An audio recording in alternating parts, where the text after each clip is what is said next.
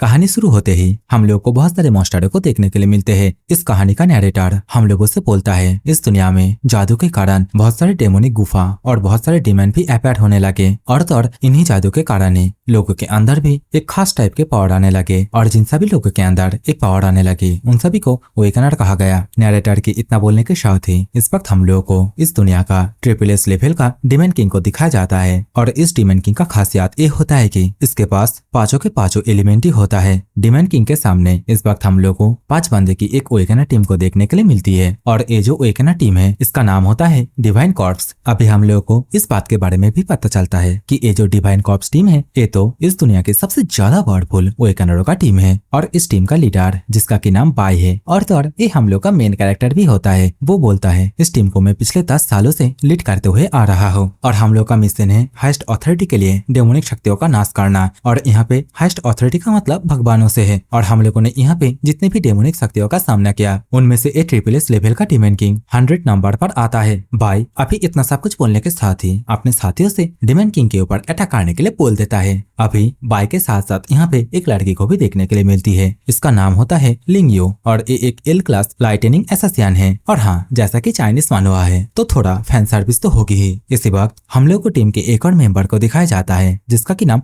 हान होता है और ये एल क्लास क्लाउड मैजिशियन होता है। नैरेटर अभी हम लोग को ये जो एल क्लास है इसके बारे में बताता है कि ये जो एल क्लास है ये रिप्रेजेंट करता है सबसे हाईएस्ट डिफिकल्टी लेवल को। नैरेटर के इतना बोलने के साथ ही इस वक्त हम लोग को इस टीम का जो चौथा मेंबर है उसे भी देखने के लिए मिलता है और इसका नाम होता है लूसियन एंड ये एक सपोर्टर होता है एंड ऑब्वियसली एल क्लास का ही। लूसियन अभी एक सीक्रेट को जलाते हुए बोलता है स्टेलर डिसेंट ग्रेविटी पुल और लूसियन की इतना बोलने के साथ ही उसकी बॉडी से बहुत ही ज्यादा अमाउंट में गोल्डन कलर की ऑरा बाहर की ओर निकलने लगता है। देखते ही देखते ये सभी ऑरा मिलके बाई के ऊपर इफेक्ट करने लगता है। बाई के ऊपर ग्रेविटी का खिंचाव 100 गुना बढ़ जाता है जिसके कारण बाई अभी ऊपर से नीचे की ओर बहुत ही तेजी से आने लगता है और तो एक ही झटके में जो डिमन किंग है उसे मार गिराता है। बाई के अटैक की वजह से डिमन किंग की बॉडी के अंदर बहुत ही जोरदार एक ब्लास्ट होता है और देखते ही देखते ट्रिपल एस क्लास का डिमन किंग यहीं पे मारा जाता है। डिमन किंग के मारा जाने के बाद अभी हम लोग को बाई के पावर के बारे में पता चलता है जो कि होता है एल क्लास का न्यूक्लियर सेंथ और खानदानी पेशा से बाई एक वॉरियर होता है। इतना जल्दी एक ट्रिपल एस लेवल के डिमन किंग को मारा जाता हुआ देखने के बाद हान अंग्रेया लेते हुए बोलने लगता है अरे यार बाकियों की तरह ये भी बहुत ही जल्दी मारा गया, बिल्कुल भी मजा नहीं आया। तो इस समय लिंगयू हान से बोलती है तुम टेंशन मत लो, मैं बाद में जाके तुम्हें कुछ डिमन के भू को ढूंढ के दूंगी। इसी समय लूसियन बाई के पास आता है और बाई से बोलता है ये एक टॉप टायर मिशन था जिसमें हमारी टीम की पूरी डिप्लॉयमेंट की जरूरी थी,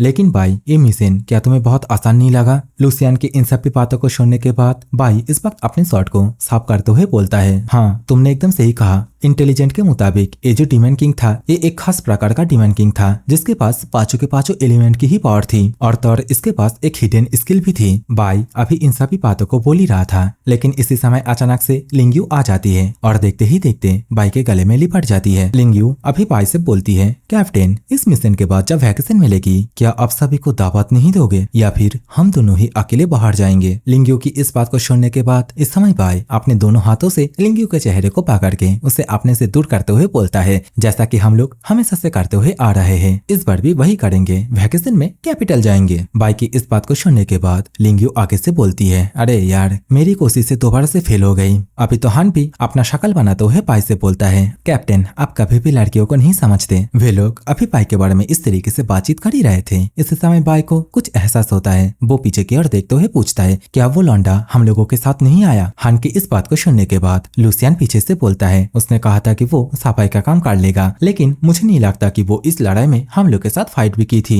तो इस समय लिंगयू बोलती है अरे यार तुम सभी को तो पता ही है ना कि वो कितना ज्यादा स्लो है। अभी तो हान भी उसका मजाक उड़ाते हुए बोलता है कि वो तो सबसे बड़ा कामचोर है। वे सभी अभी आपस में इस तरीके से बातचीत कर ही रहे थे। इसी वक्त इस टीम का जो 5वां पर्सन था वो यहाँ पे आ जाता है। वो इस वक्त अपनी उंगली को ऊपर की ओर करता है और बोलता है चलो शुरू करते हैं। और इस लौंडे के इतना बोलने के साथ ही इस वक्त हम लोग को दिखाया जाता है कोई एक चीज बहुत ही तेजी से हान के सिर के आर पार हो जाता है। बेचारा हान इस एक ही अटैक में मारा जाता है। अचानक से यहाँ पे इस सब कुछ होता हुआ देखने के बाद बाई लिंगयू और इसके साथ ही लूसियन तीनों ही बहुत ही हैरान हो जाते हैं। हान को मारने के बाद अभी वो लौंडा इन सभी से बोलता है तुम सभी को मारना यही भगवान का असली मिशन है। हैं। बाई इस वक्त बहुत ही ज्यादा गुस्सा हो जाता है, लेकिन वो महसूस करता है कि वो तो अपनी बॉडी को मर्जी से हिला नहीं पा रहा है। तो इस समय वो लौंडा बाई से बोलता है, पिछले 1 महीने से तुम्हारे ब्रेकफास्ट के अंदर पैरालाइजिंग जो पाउडर है उसे मिलाया जा रहा था। बाई भी अभी इस बात को सुनने के बाद पूरी तरीके से सरप्राइज हो जाता है। अभी वो लौंडा आगे से अपनी स्किल एक्टिवेट कर लेता है। देखते देखते यहाँ पे बहुत सारे पेड़ की रूट जैसे बाहर की ओर आने लगती है। अभी हम लोग को ये भी पता चलता है कि ये एक डिवाइन स्किल है और नाम है फ्लावर फॉरबिडन फिनेस। देखते ही देखते ये सभी रूट जाके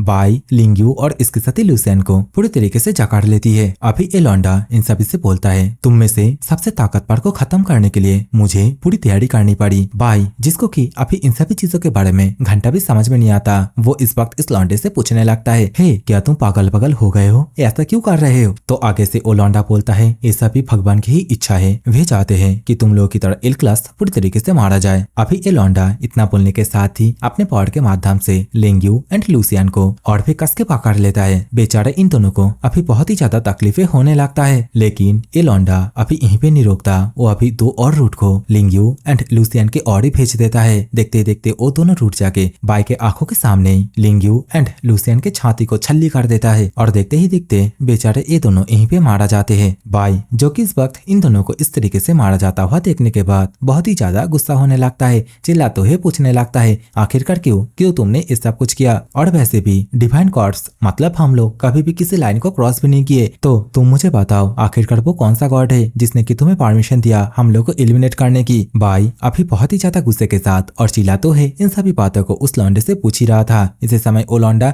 बाई के सामने आता है और इसके साथ ही बाई से बोलता है, मेरे पुराने दोस्त, सच में तुम अभी भी कितने भोले हो। तुम मुझे एक बात बताओ, अगर कोई गॉड तुम्हें मारना चाहे तो क्या उनके पास कोई कारण होना जरूरी है? इतना बोलने के साथ ही अभी ये लौंडा बहुत ही तेजी से बाई के सीने के आर पार अपने हाथ को घुसा देता है। बाई की हालत बहुत ही ज्यादा खराब हो जाती है, लेकिन इस वक्त बाई उन दोनों की तरह मारा नहीं जाता। बाई अपनी आखिरी सांसों में लौंडे से पूछता है, क्या हम लोग कॉमरेड्स नहीं है? 10 साल, पूरे 10 सालों से हम लोग एक साथ हैं, क्या हम लोग एक फैमिली की तरह नहीं है? बाई की इन सभी बातों को सुनने के बाद अभी वो लौंडा अपने हाथ को बाई के छाती से बाहर की ओर करके बाई से बोलता है, कॉमरेड्स, फ्रेंड।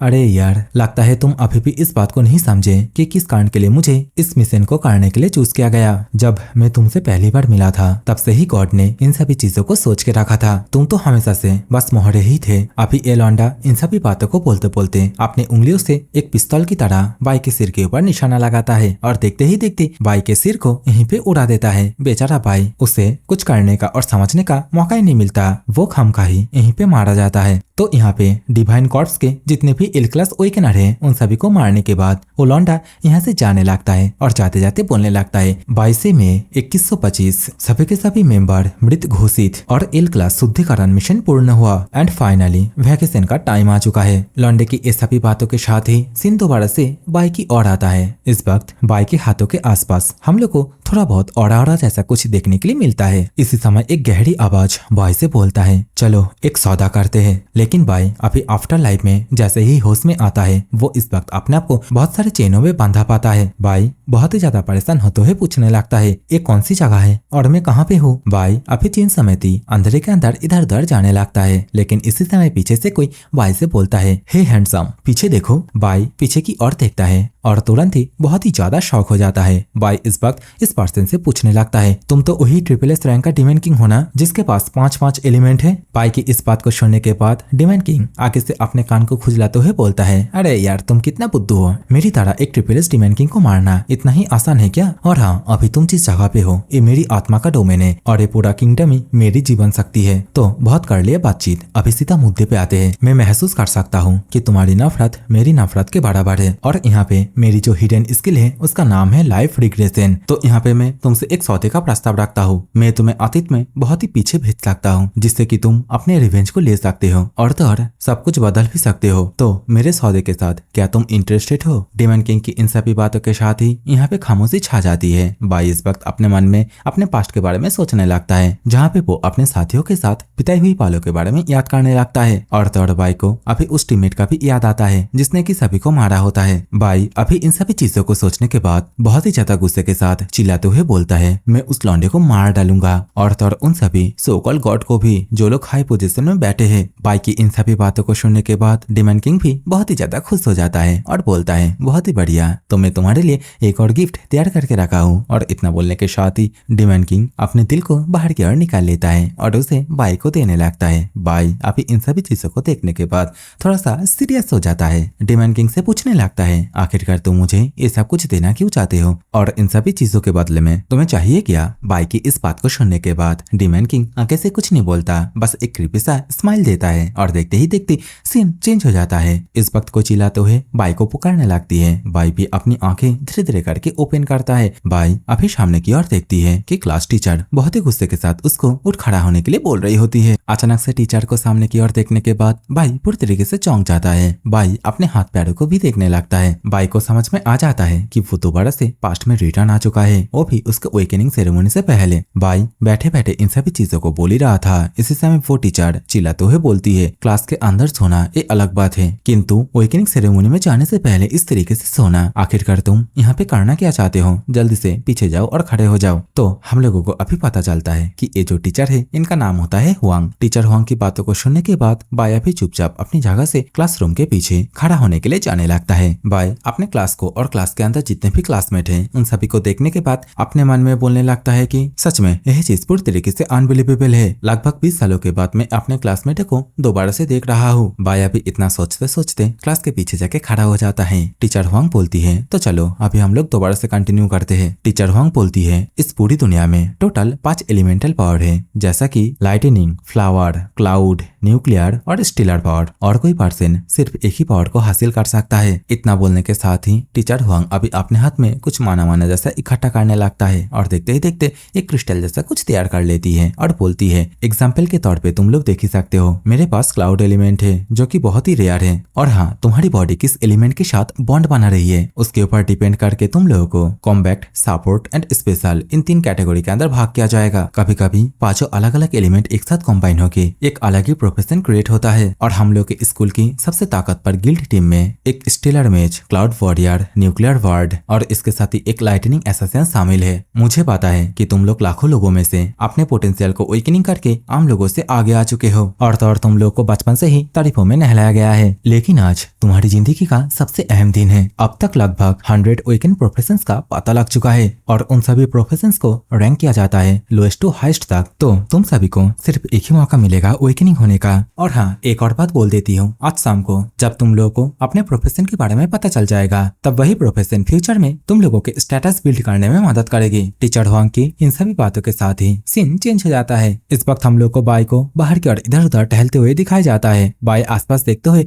अपने मन में बोलता है कि मेरी पुरानी यादें दोबारा से ताजा हो गई और ये वही जगह है जहाँ पे मैं पहली बार अवेकन हुआ था। बाई इन सभी बातों को सोचते हुए यहाँ से जा ही रहा था। इसी समय उसके पैरों के साइड में एक चश्मिश बंदा आ गिरता है। मामला को समझने के लिए बाई भी जैसे ही पीछे की ओर घूम के देखता है तो वो देखता है 3 लौंडा मिलके इस चश्मिश को बुली कर रहा है। सामने से एक लौंडा बोलता है जो लोग क्रैश होते हैं वे लोग सिर्फ आर्टिफिशियली अवेकनिंग के ऊपर ही रिलाई होते हैं और तुम्हारी हिम्मत कैसे हुई मेरे रास्ते को ब्लॉक करने की। इतना बोलने के साथ ही अभी ये लौंडा अपने पैरों से चश्मिश बंदे के हाथ के ऊपर अपने पैर को रख देता है और दोबारा से बोलने लगता है मेरे जैसे एक रेयर रिटायर अवेकनर के सामने तुम लोग हमेशा से सिर्फ कीड़े मकोड़े ही रहोगे। नैरेटर अभी हम लोग को इसके बारे में बताता है कि इस लौंडे का नाम होंग है, ये एक ई रैंक का स्टीलर एसोसिएशन है और इसका जो बैकग्राउंड है वो अभी भी अननोन है। अभी हम लोग को दिखाया जाता है कि होंग को ये सब कुछ करता हुआ देखने के बाद अभी वो चश्मिश बंदा अपने पास से पैसे को बाहर की ओर निकाल के होंग को देने लगता है और होंग से माफी मांगते हुए अपने हाथ को छोड़ने के लिए बोल रहा होता है। अभी तो बाई भी होंग की ओर देखते हुए अपने मन में ही बोलने लगता है एक कमीना मेरी पिछली जिंदगी में भी इसी तरीके से लोगों से फालतू में फाइट करता था।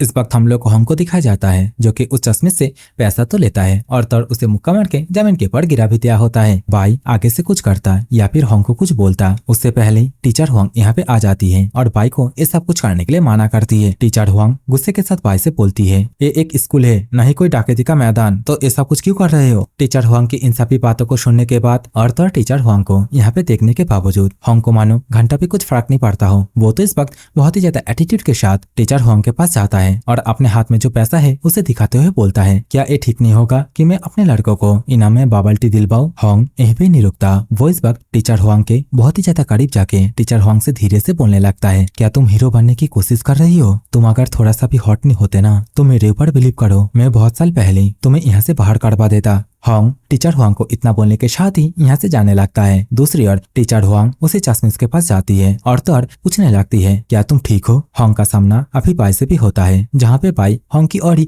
घूर घूर के देख रहा होता है। तो इस समय होंग बाई के कंधे को पकड़ता है और देखते ही देखते उसे अपने से दूर कर देता है और यहाँ से जाते हुए बाई से बोलता है, चल हट, और अपने साथियों से बोलता है, हम लोग कुछ देर बाद वापस आके इन सभी कमजोरों पर हंसेंगे। सीन चेंज हो जाता है। इस वक्त हम लोग को उसी चश्मिश को दिखाया जाता है, जो कि इस वक्त रोते हुए टीचर हुआंग से बोलने लगता है, सॉरी टीचर, ये मेरी ही गलती थी। तो टीचर आगे से बोलती है, कोई बात नहीं। टीचर हुआंग की ओर देखते हुए बाई इस वक्त अपने मन में बोलने लगता है, टीचर हुआंग बाहर से बहुत ही ज्यादा टफ दिखाने की कोशिश करती है, लेकिन अंदर ही अंदर एक नरम दिल का इंसान है। मेरी पिछली जिंदगी में अवेकनिंग के बाद उन्होंने मेरी बहुत मदद की थी। बाई इन सभी बातों को अपने मन में बोल ही रहा था। इसी समय दूर से कोई एक जन चिल्लाते हुए बोलता है, टीचर हुआंग, आपके क्लास के स्टूडेंटों का अवेकनिंग का टाइम आ चुका है। लौंडे की इस बात को सुनने के बाद अभी टीचर हुआंग अपने जितने भी स्टूडेंट थे उन सभी से बोलने लगती है कि तुम सभी मेरी बातों को याद रखना कि अवेकनिंग के टाइम पे सभी शांत रहना और तौर इंजरी से दूरी रहना। टीचर हुआंग के इतना बोलने के साथ ही सभी के सभी स्टूडेंट अभी उसी अवेकनिंग की ओर ही जाने लगते हैं। बाई अभी अपने मन में ही बोलने लगता है कि इस दुनिया में अवेकनिंग दो तरीकों से होता है, जिनमें से एक है नेचुरल अवेकनिंग, जो कि होंग के पास है, और यह चीज आमतौर पर उन लोगों में होता है जिनका शारीरिक ढांचा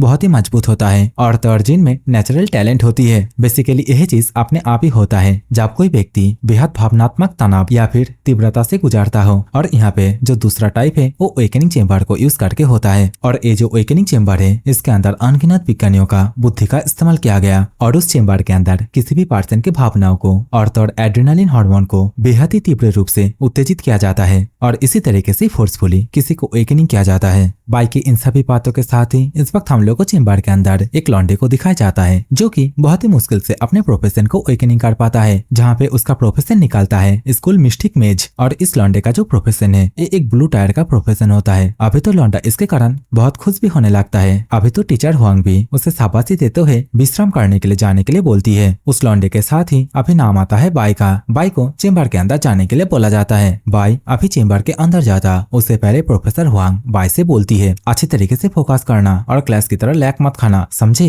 तो बाई यहाँ से जाते हुए बोलता है, हाँ मैं समझ गया। देखते ही देखते बाई अभी चेंबर के अंदर आ जाता है। बाई अपने मन में बोलता है, मेरी पिछली जिंदगी में मैं एक ई रैंक का न्यूक्लियर वॉरियर में अवेकन हुआ था, जो कि एक डस्ट टायर प्रोफेशन था, और मेरे इस कचरे बराबर प्रोफेशन की वजह से मुझे बहुत ही ज्यादा बुली भी किया जाता था। सिर्फ इस रैंक पर ही सबसे दुर्लभ प्रकार की अवेकनिंग होती है, और जैसा कि पिछली जिंदगी में मेरे पास एक न्यूक्लियर एलिमेंट था, तो चलो देखते हैं इस बार मुझे क्या मिलता है। बाई के इतना बोलने के साथ ही अभी ये जो अवेकनिंग सिस्टम है ये भी एक्टिवेट हो जाता है। लेकिन कुछ देर बाद बाई सामने की ओर कुछ देख के बहुत ही परेशान हो जाता है। तो अभी जैसे ही सामने की ओर दिखाया जाता है तो हम लोग को देखने के लिए मिलता है बाई के सामने एक स्टेटस विंडो ओपन हो गया होता है, जहाँ पे ये लिखा हुआ था अवेकनिंग सिस्टम एरर। और इस नोटिफिकेशन के साथ ही अचानक से बाई के साथ दोबारा से कुछ अजीब सा होता है। बाई की बॉडी से ग्लोइंग ऑरा जैसा कुछ निकलने लगता है और देखते ही देखते एक और नोटिफिकेशन पॉपअप होता है, जहाँ पे लिखा हुआ था डिटेक्टेड 5 एलिमेंट्स। इन सभी चीजों के कारण बाई इस वक्त बेहद ही शॉक हो जाता है, अपने दिल को पकड़ लेता है। बाई इस वक्त बोलने लगता है, आखिरकार ये सब कुछ क्या हो रहा है और मेरी बॉडी के अंदर इतना ज्यादा गर्म फील क्यों हो रही है? बाई इतना बोल ही रहा था, इसी वक्त उसकी आंखों के सामने दोबारा से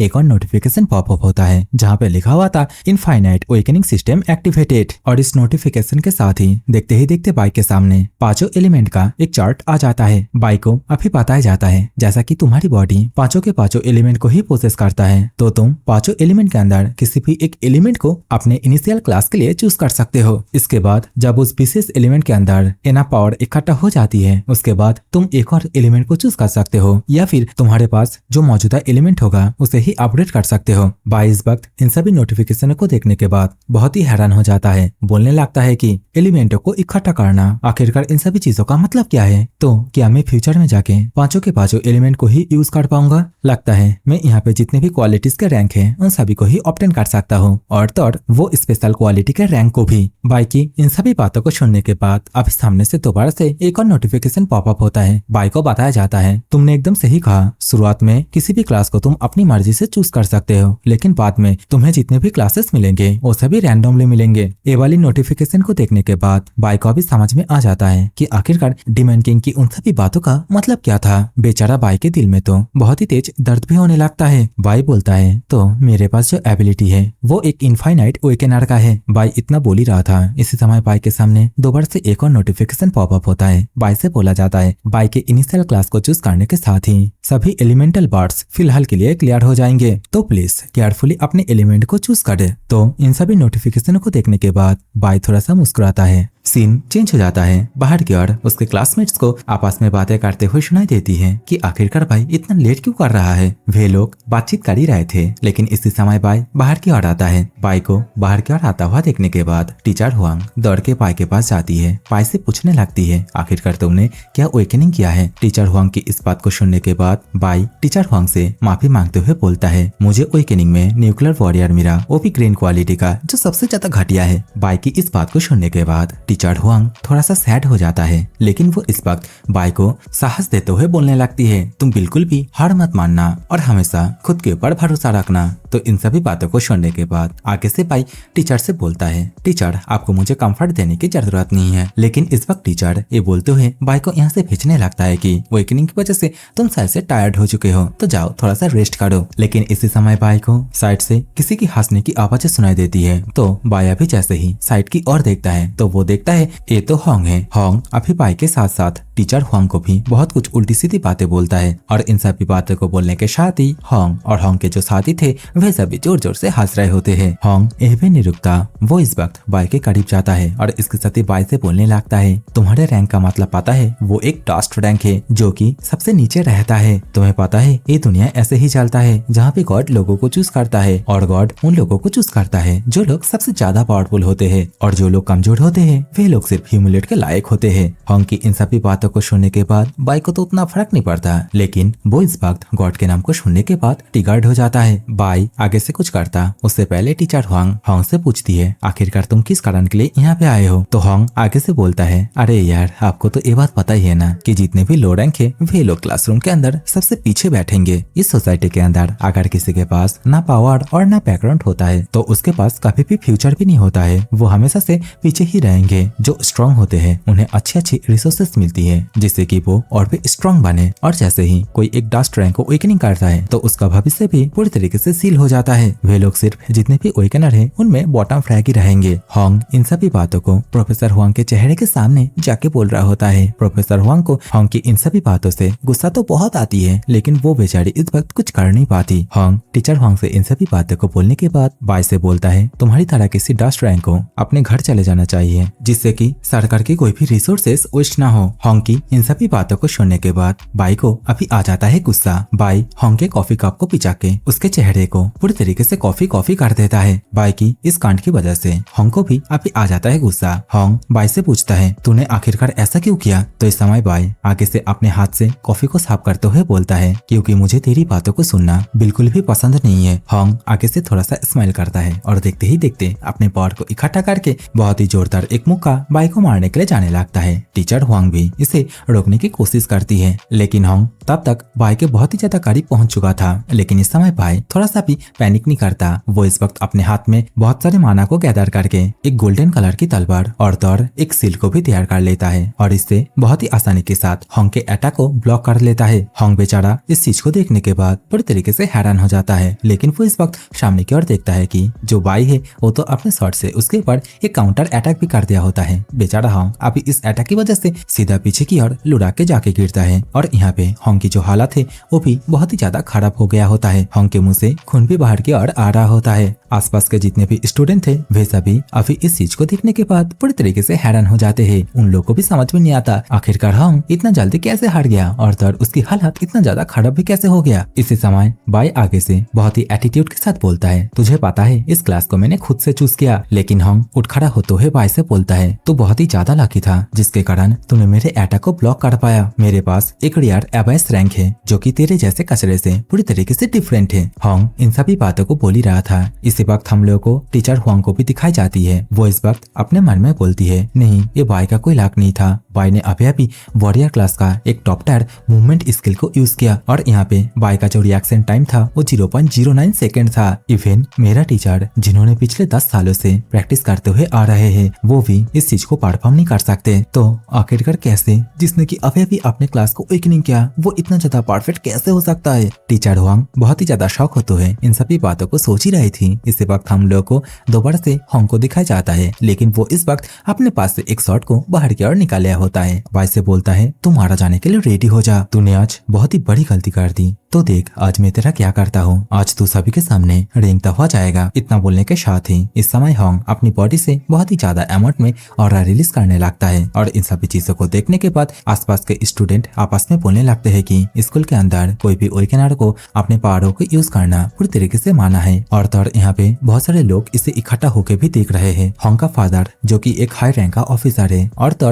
होंग का जो अंकल है वो तो इस स्कूल का डीन भी है, लेकिन दूसरी ओर जो बाई है वो तो एक गरीब फैमिली से बिलोंग करता है, उसके पास कोई बैकग्राउंड भी नहीं है। वे सभी होंग एंड बाई के बारे में इस तरीके से बातचीत कर ही रहे थे। इसी वक्त हम लोग को उसी चश्मिश को दिखाया जाता है जो कि बहुत ही ज्यादा परेशान होते हुए टीचर होंग से बोलने लगता है आप जल्दी से कुछ करें, नहीं तो इस फाइट की वजह से बाई को स्कूल से एक्सपेल कर दिया जाएगा। सिचुएशन को संभालने के लिए टीचर होंग आगे की ओर आती है, दोनों को ही शांत होने के लिए बोलती है, लेकिन इस वक्त होंग बहुत ही ज्यादा गुस्से में था। टीचर होंग से चिल्लाते हुए बोलने लगता है क्या आप पागल हो चुकी है, उस कचरे ने सभी के सामने मुझे लड़काया और आप यहाँ पे कहना चाहती है कि मैं उसे ऐसे ही जाने दूं। अब अगर भाई मेरे सामने आके अपने घुटनों पे माफी भी मांगे फिर भी मैं उसे नहीं छोड़ूंगा। आज मैं उसे दिखाऊंगा एक लूजर और एक चोजन वन के अंदर डिफरेंस क्या होता है। इतना बोलने के साथ ही बाई एक पागल की तरह हंसने लगता है और इन सभी चीजों को देखने के बाद अभी टीचर होंग भी बहुत ही ज्यादा परेशान होने लगती है। उन्हें समझ में नहीं आती कि आखिरकार वो इस वक्त क्या करे और टीचर होंग की इन सभी सोच का बस एक ही मतलब है कि टीचर होंग अभी भी यही समझ रही होती है कि बाई का जो रैंक है वो तो होंग के रैंक से बहुत ही कमजोर है। बेचारी टीचर होंग अभी कुछ कर ना पाने की वजह से बहुत ही ज्यादा सैड फील करने लगती है। दूसरी ओर होंग बाई के ऊपर अटैक करने के लिए अपना रेड कलर का ऑरा एक्टिवेट कर लेता है।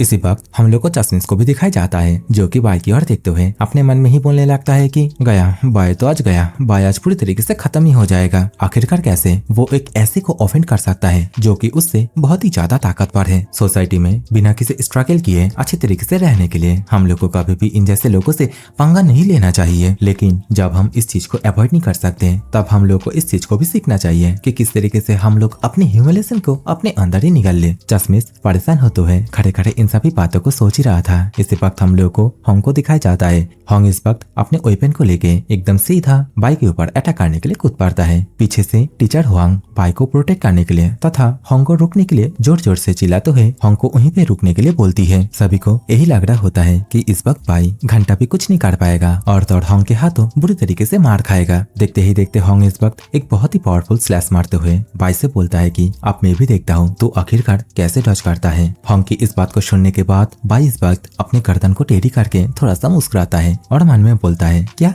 डॉज, वो भी इस अटैक को, आखिरकार मैं ऐसी छोटी मोटी अटैक को क्यों डॉज करूंगा। देखते ही देखते होंग इस वक्त बहुत ही पावरफुल एक स्लैश सामने की ओर मार देता है, लेकिन इस समय बाय वो तो अपनी जगह पे होता ही नहीं है, वो तो बहुत ही ज्यादा स्पीड के साथ होंग के पीछे आ गया होता है। होंग जैसे ही इस चीज को महसूस करता है वो पूरी तरीके से शॉक हो जाता है, लेकिन इस वक्त होंग को कुछ होने लगता है। वो अचानक से अपने छाती को पकड़ के जोर जोर से खून की उल्टियां करने लगता है और देखते ही देखते जमीन के ऊपर खसते खसते लुढ़क जाता है। होंग को हराने के बाद इस वक्त हम लोग को बाय के चेहरे पे जो रिएक्शन देखने के लिए मिलता है उसे देख के तो पता ही चल रहा है कि बाय ने अभी भी होंग को थोड़ा सा भी सीरियस नहीं लिया है। आसपास के स्टूडेंट भी इस चीज को देखने के बाद पूरी तरीके से चौंक जाते हैं, आपस में ही बोलने लगते हैं क्या तुमने इस चीज को देखा, आखिरकार बाय अचानक से होंग के पीछे कैसे आ गया और क्या होंग यहाँ पे स्लिप खा के नीचे गिरा। चश्मिश भी अभी इस चीज को देखने के बाद बहुत ही ज्यादा खुश हो जाता है, लेकिन टीचर होंग वो तो इस वक्त इस चीज को देखने के बाद पूरी तरीके से हैरान हो जाती है, बोलने लगती है कि इस बार तो मैं कुछ देख ही नहीं पाई। टीचर होंग के पीछे इस वक्त हम लोग को एक पिंक बालों वाली लड़की को भी दिखाई जाती है जो कि इस वक्त अपने मन में ही बोलने लगती है। होंग ने जब बाय के ऊपर अटैक करने के लिए आया तब बाय ने एक यूनिक वॉरियर स्किल यूज किया जिसका की नाम स्विफ्टनेस है, लेकिन वहाँ पे बाय का जो स्किल था वो एक एडवांस स्किल था, लेकिन स्किल यूज करने के बाद बाय ने ऐसा क्या किया जिसकी वजह से होंग अभी जमीन के ऊपर गिरा हुआ है। बाय ने यहाँ पे बहुत ही आसानी के साथ बस एक ही मूव में अपने ओपोनेंट को हरा दिया। तो ये जो पिंक बाल वाली लड़की है इसके बारे में हम लोग को पता चलता है कि इसका नाम ची इन है और एक क्लास प्रेसिडेंट है। अभी सीन दोबारा से बाई की ओर आता है जहाँ पे हम लोग को बाई के सामने एक और स्टेटस विंडो ओपन होता हुआ दिखाया जाता है जहाँ पे बोला गया था ई रैंक के एस्ट्रो एलिमेंट के ऊपर एक क्रिटिकल हिट देने की वजह से बाई का जो एस्ट्रो एलिमेंट है वो 50 पॉइंट इंक्रीज होता है। बाई इस नोटिफिकेशन को देखने के बाद थोड़ा सा भी खुश नहीं होता क्योंकि ये जो 50 पॉइंट है ये उसके लिए बहुत ही ज्यादा कम होता है। अपने मन में इन सभी बातों को सोचते हुए बाई यहाँ से जा ही रहा था। इसी समय होंग दोबारा से उठ खड़ा होने लगता है, बाई से बोलने लगता है कि तुम यहाँ से जाने की हिम्मत भी मत करना। होंग दोबारा से अपने शॉट को कस के पकड़ता है और देखते ही देखते बाई के ऊपर बहुत ही खतरनाक अटैक करने के लिए जाने लगता है, वो भी बाई को इस बार जान से मारने के लिए। होंग अभी इस अटैक को कर पाता उससे पहले यहाँ पे होंग का जो अंकल है वो यहाँ पे आ जाते हैं। होंग को वहीं पे रुकने के लिए बोलते हैं। अपने अंकल की बात को सुनने के बाद होंग वहीं पे रुक जाता है। होंग का अंकल जो कि इस एकेडमी का डीन है वो इस वक्त यहाँ पे जितने भी स्टूडेंट मौजूद है उन सभी से बोलते हैं कि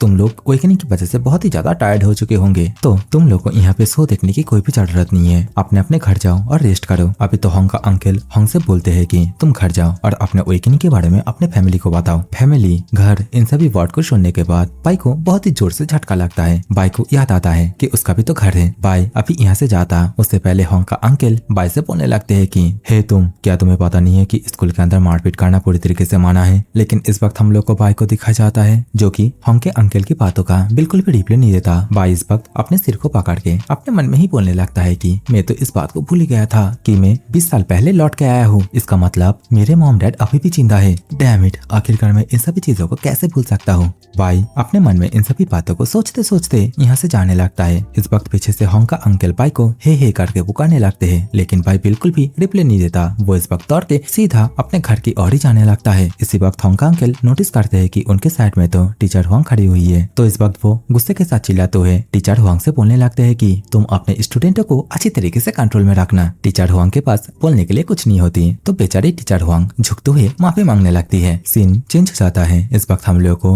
होंग के अंकल के ऑफिस को दिखा जाता है और इस जगह पे होंग अभी बहुत ही ज्यादा गुस्से के साथ अपने अंकल से बोलने लगता है कि अगर वो कचरा थोड़ा सा भी लकी नहीं होता तो आज मैं उसे कुचल के रख देता और वो मेरे अटैकों को भी डॉच नहीं कर पाता। होंग की इन सभी बातों को सुनने के बाद अंकल को आ जाता है गुस्सा। अंकल चिल्लाते हुए होंग से बोलने लगते हैं कि तुम फालतू की बकवास करे जा रहे हो। तुम्हें पता भी है जब तुमने उस बच्चे के ऊपर चार्ज किया था तब उसने क्या यूज किया था? उस बच्चे ने उस वक्त एक high level skill flash blink का यूज किया था। लेकिन यहाँ पे जो सबसे ज्यादा इंपॉर्टेंट बात है, उस बच्चे ने पलक झपकने से पहले तुम्हारी बॉडी के जो वीकेस्ट स्पॉट है उसे ढूंढ लिया और उन्हें पल भर टाइम में इतना जोर से अटैक किया कि तुम्हारा डिफेंस टूट गया। इवन मैं अपने 15 सालों के बैटलफील्ड के एक्सपीरियंस के बावजूद ऐसी चीजों को नहीं कर सकता। अपने अंकल की ऐसी बातों को सुनने के बाद होंग पूरी तरीके से चौंक जाता है। होंग को अभी ये बात अच्छी तरीके से समझ में आ जाती है कि उसका अंकल बाई के बारे में जो कुछ भी बोल रहे हैं, अगर चीजें ऐसी है तो वो कभी भी बाई के साथ जीत ही नहीं सकता। होंग का अंकल होंग से आखिरी बार बोलता है, तुम उस बच्चे को जीतना सोच रहे हो, वो बच्चा उतना भी सिंपल नहीं है। और होंग के अंकल की इतना बोलने के साथ ही सीन चेंज हो जाता है।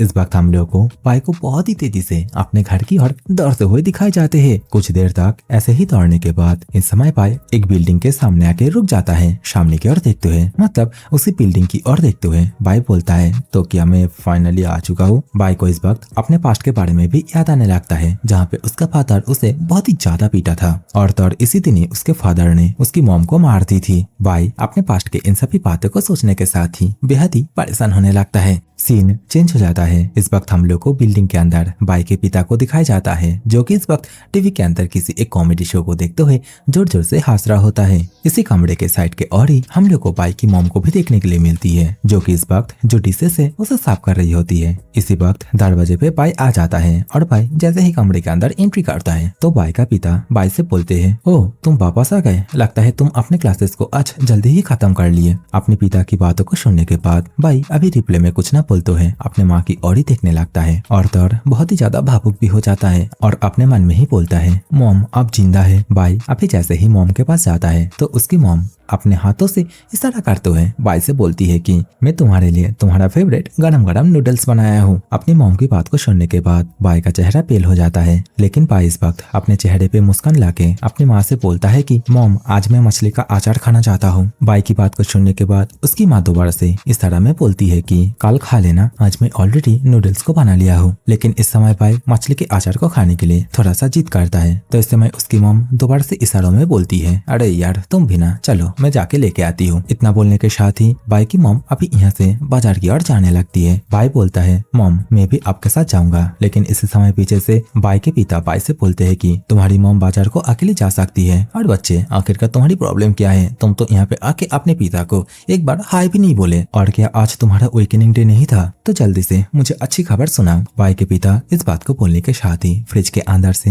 दो वाइन के बोतल को बाहर की ओर निकालता है। बाई के पिता के ऊपर हम लोग को एक स्टेटस विंडो भी देखने के लिए मिलते हैं, जहाँ पे पता चलता है बाई के पिता का जो लेवल है वो 26 है और स्किल से इलेक्ट्रिक वॉरियर है। बाई के पिता अभी बाई से बोलते हैं कि आज मैंने जल्दी जल्दी काम को खत्म करके तुम्हारे साथ सेलिब्रेट करने के लिए घर आ गया। अपने पिता की बात को सुनने के बाद बाई इस वक्त थोड़ा डरते हुए बोलता है कि लेकिन आज तो मेरा वेकनिंग नहीं हुआ। आज के दिन मेरा लक नहीं था। वेकनिंग में ज्यादा टाइम लेने की वजह से आज मैं वेकनिंग नहीं कर पाया। बाई की इतनी सी ही बात में बाई के पिता गुस्सा हो जाते हैं। गुस्से के साथ बाई से बोलने लगते हैं कि तो तुम इतना जल्दी घर कैसे आ गए? और तो हमारे पड़ोसी का बेटा वो एक घटिया रैंक में वेकनिंग हुए है। वो और उसके पिता दोनों ही पूरी तरीके से घटिया है और मैं इतना आशा तो कर ही सकता हूँ कि मेरा बेटा एक अवैस रैंक में तो वेकनिंग करेगा ही। तो मुझे बताओ आखिरकार तुम कौन से रैंक में वेकनिंग किए हो? इन सभी बातों को बोलते हुए बाई के पिता बाई के ऊपर बहुत ही ज्यादा प्रेशर क्रिएट कर रहे होते हैं, लेकिन बाई इस समय अपने आप को संभालते हुए बहुत ही ज्यादा गुस्से के साथ अपने पिता से बोलता है कि मैंने कुछ भी वेकनिंग नहीं किया। बाई आके और कुछ बोलता या फिर कुछ करता उससे पहले बाई के पिता एकदम सीधा बाई के सिर पर फोड़ देता है और बाई से बोलता है डस्ट रैंक। अभी एक गुस्सेल भरी पिताश्री और भी ज्यादा गुस्सा हो जाते हैं। आग बाबूला होते हुए बाई से बोलने लगते हैं कि तुम एकदम घटिया हो। आखिरकार कैसे एक डस्ट रैंक को वेकनिंग कर सकते हो? तुमने तो मेरा नाक ही कटवा दिया। इतना बोलने के साथ ही बाई के पिता बहुत ही जोरदार एक लात बाई के चेहरे पर दे मारता है। नरेटर अभी हम लोग को बोलता है कि पिछली जिंदगी में भी जब बाई के पिता को इस बात का पता चला कि बाई ने तो एक डस्ट रैंक को वेकनिंग किया है, तो बाई के पिता का गुस्सा बहुत ही ज्यादा बढ़ गई थी और उस टाइम पे बाई को बचाने के लिए बाई की मॉम आगे आई थी। लेकिन उस वक्त खुद के गुस्से के कारण बाई के पिता ने बाई की मॉम को लगातार घंटों तक पीटे थे। उस दिन बाई की मॉम की एक पैर टूट गई थी और सिर पे ज्यादा चोट लगने की वजह से जो मेंटेलिटी है वो भी अनस्टेबल हो गई। नरेटर के इन सभी बातों के साथ ही सीन चेंज हो जाता है। इस वक्त हम लोग को बाई को लात खाने की वजह से जमीन के ऊपर पड़ा हुआ देखते हैं। इसी समय बाई के पिता बाई को उठ खड़ा होने के लिए बोलते हैं। अभी तो हम लोगों को बाई के पिता के रैंक के बारे में भी पता चलता है, जो कि है एक C क्लास एवाइस रैंक। मतलब यहाँ पे बाई के पिता बाई से बेहद ही ताकतवर है। बाई तो छोड़ो, हम से भी बहुत ही ताकतवर है। बाई के पिता इस वक्त बाई के बालों को ये बोलते हुए पकड़ते हैं कि मुझे तुम्हारे मॉम को तुम्हें जन्म देना ही नहीं चाहिए था। और इतना बोलने के साथ ही बहुत ही जोरदार एक मुक्का सिर के ऊपर दे मारते हैं। बेचारा बाई यहाँ पे उसे कुछ करने का या फिर अपने आप को डिफेंस करने का थोड़ा सा भी मौका नहीं मिलता। बाई के पिता बाई को इसी तरीके से पीट ही रहा था, लेकिन इसी समय उसकी मॉम घर के अंदर आ जाती है। अपने पति को बाई को इस तरीके से पीटता हुआ देखने के बाद बहुत ही डर जाती है। बाई इतनी जल्दी अपने मॉम को यहाँ पे देखने के बाद बहुत ही परेशान हो जाता है। तो इस वक्त हम लोगों को पता चलता है कि बाई की मॉम इतनी जल्दी घर इसलिए आ पाई क्योंकि वो दौड़ते हुए मार्केट से घर आई थी, क्योंकि उन्हें ये पता थी कि बाई स्कूल से आने के बाद बहुत ही भूखा है। लेकिन बेचारी को क्या पता थी कि बाई को घर के अंदर इस तरीके से धोया जा रहा है। बाई के पिता बहुत ही गुस्से के साथ बाई की मॉम से बोलने लगते हैं कि चलो आज मैं भी देखता हूँ कि तुमने किस तरीके की एक कचरे को जन्म दी है। सीन चेंज हो जाता है। हम लोग को बाई के पिछले जिंदगी का एक सीन को दिखाया जाता है, जहाँ पे बाई एक प्रिजन के अंदर बंद होकर रखा था। बाई के सामने वाला प्रिजनर बाई से बोलता है कि मैंने सुना है कि तुम एक first green tyre profession advancer हो। आमतौर पर किसी प्रोफेशन को कम से कम ब्लू टायर पर होना चाहिए और ए रैंक तक पहुंचना जरूरी है, तभी वो प्रोफेशन एडवांसमेंट स्टेज पर एंटर कर सकता है। तो मुझे बताओ आखिरकार तुमने इतना जल्दी एडवांसमेंट कैसे कर लिया? और सिर्फ एडवांसमेंट ही नहीं, तुम डायरेक्टली ग्रीन टायर से एकदम सीधा प्लेटिनम टायर पे ट्रांसफॉर्म हो गए। और तुमने ऐसा क्या जिसके कारण तुम्हें अरेस्ट करके एकदम सीधा यहाँ पे लाए गए। प्रिजनर की इन सभी बातों को सुनने के बाद बाई बहुत ही ज्यादा गुस्से के साथ प्रिजनर से बोलता है आखिरकार उसकी हिम्मत कैसे हुई मेरी मॉम को मारने की? उसने मेरी मॉम को मारते दम तक मारा। बाई के इतना बोलने के साथ ही सीन चेंज हो जाता है। प्रेजेंट के सीन को दिखाया जाता है। बाई का फादर अभी भी बाई की ओर गुस्से से देख रहा था और देखते ही देखते दोबारा से बहुत ही जोरदार एक मुक्का मार के बाई को पीछे की ओर कर देता है। सिर पर बहुत सारे लगातार मुक्के को खाने के बाद और पहले वाइन के बोतल फोड़ा जाने के कारण बाई के सिर से अभी ब्लीडिंग भी हो रहा होता है। बाई धीरे धीरे करके दोबारा से उठने लगता है। बाई की मॉम भी बाई के पास आ जाती है बाई को प्रोटेक्ट करने के लिए। इन सभी चीजों को देखने के बाद बाई का फादर सबसे पहले दरवाजे को बंद करता है और बहुत ही ज्यादा गुस्से के साथ सामने की ओर आके जो चेयर है उसे उठाने लगता है। बाई के फादर फादर अभी बाई की मॉम से बोलने लगते हैं कि उस दिन जब मुझे पता चला कि तुम प्रेग्नेंट हो तब मुझे बहुत ही ज्यादा खुशी हुई थी। मैंने सोचा था बाई फैमिली को दोबारा से खड़ा करने के लिए यही एक चांस है। मेरे अलावा बाई फैमिली के वो दो कचरे कभी भी बच्चे को प्रोड्यूस नहीं कर सकते, लेकिन मैं कर सकता था। बाई परिवार को अब भी मुझ पर ही निर्भर रहना होगा ताकि मैं अपने एंसेस्टर का नाम रोशन कर सकूं। तो आखिरकार कैसे उसने सबसे ज्यादा कचरे से कचरेदार एक ग्रीन टायर के प्रोफेशन को अवेकनिंग किया। तो बेसिकली यहाँ पे बाई के पिता बाई की मॉम को ही इन सभी चीजों के कारण ब्लेम कर रहे होते हैं। बाई के पिता अपने साथ जो चेयर लेके आए थे उसके माध्यम से बाई की मॉम के ऊपर बहुत ही जोर से एक अटैक करने लगते हैं। अटैक जाके बाई की मॉम के सिर पे लगता। उससे पहले ही बाई अपना जो फ्लैश ब्लिंक स्किल है उसे एक्टिवेट कर लेता है और देखते ही देखते बहुत ही जोरदार एक काउंटर अटैक अपने फादर के और ही मार देता है। बाई का ये जो अटैक है इसकी वजह से अभी ये डैडी उड़ता हुआ पीछे की ओर जाने लगता है। बाई इस अटैक को करने के बाद अपने फादर से बोलने लगता है मेरी मॉम को टच मत करना। अटैक की वजह से अपने हाथ पर काटमार को देखने के बाद बाई के फादर बोलते हैं इंटरेस्टिंग। बाई की इस करतूत की वजह से बाई की मॉम भी बहुत ही ज्यादा परेशान होने लगती है। दूसरी ओर बाई के फादर दोबारा से बाई को पीटने के लिए मूड में आ गया होता है। धीरे धीरे करके बाई के और ही बढ़ने लगता है। बाई अभी डिफेंस मोड में आते हुए अपने मन में ही बोलने लगता है वह चीज शायद से और ज्यादा टाइम लेगा तो मुझे इन्हें सबसे पहले ब्लॉक करना होगा। बाई डिफेंस मोड में आते हुए इन सभी बातों को सोच ही रहा था। इसी समय वो देखता है उसके फादर तो बहुत ही स्पीड के साथ उसके बहुत ही ज्यादा नजदीक आ गया होता है। अपने एक हाथों से उसकी शर्ट को भी पकड़ लिया होता है और देखते ही देखते बहुत ही जोरदार एक बार कर देता है बाई के पेट के ऊपर और इस एक ही अटैक में बाई की हालत बहुत ही खराब हो जाता है। बाई समझ जाता है कि यही असली गैप है दोनों के पावर की। बाई के फादर दोबारा से बाई के ऊपर अटैक करने के लिए कूद पड़ते हैं, लेकिन इसी मौके का फायदा उठा के बाई बहुत ही स्पीड के साथ उसके फादर के कमर में जो चाबी थी उसे छीन लेता है और बाई के फादर को इसके बारे में घंटा भी पता नहीं चलता। वो तो इस वक्त बाई के ऊपर अटैक को कर दिया होता है और इस अटैक को बाई अपने दोनों हाथों को सामने की ओर करके बहुत ही मुश्किल से रोक पाता है। बाई के फादर अभी बाई से बोलने लगते हैं कि एक वीक प्रोफेशन होना तुम तो तब तक मार खाना डिजर्व करते हो जब तक कि ना मारा जाते हो। अपने फादर की इन सभी बातों को सुनने के बाद बाई बहुत ही परेशान होते हैं। अपने मन में बोलता है चाहे कुछ भी हो जाए मैं इस जन्म में किसी भी हादसे को दोबारा से दोहराने नहीं दूंगा। अभी बाई के फादर साइड में रखा हुआ एक और चेयर को उठा लेते हैं बाई को पीटने के लिए, लेकिन इसी समय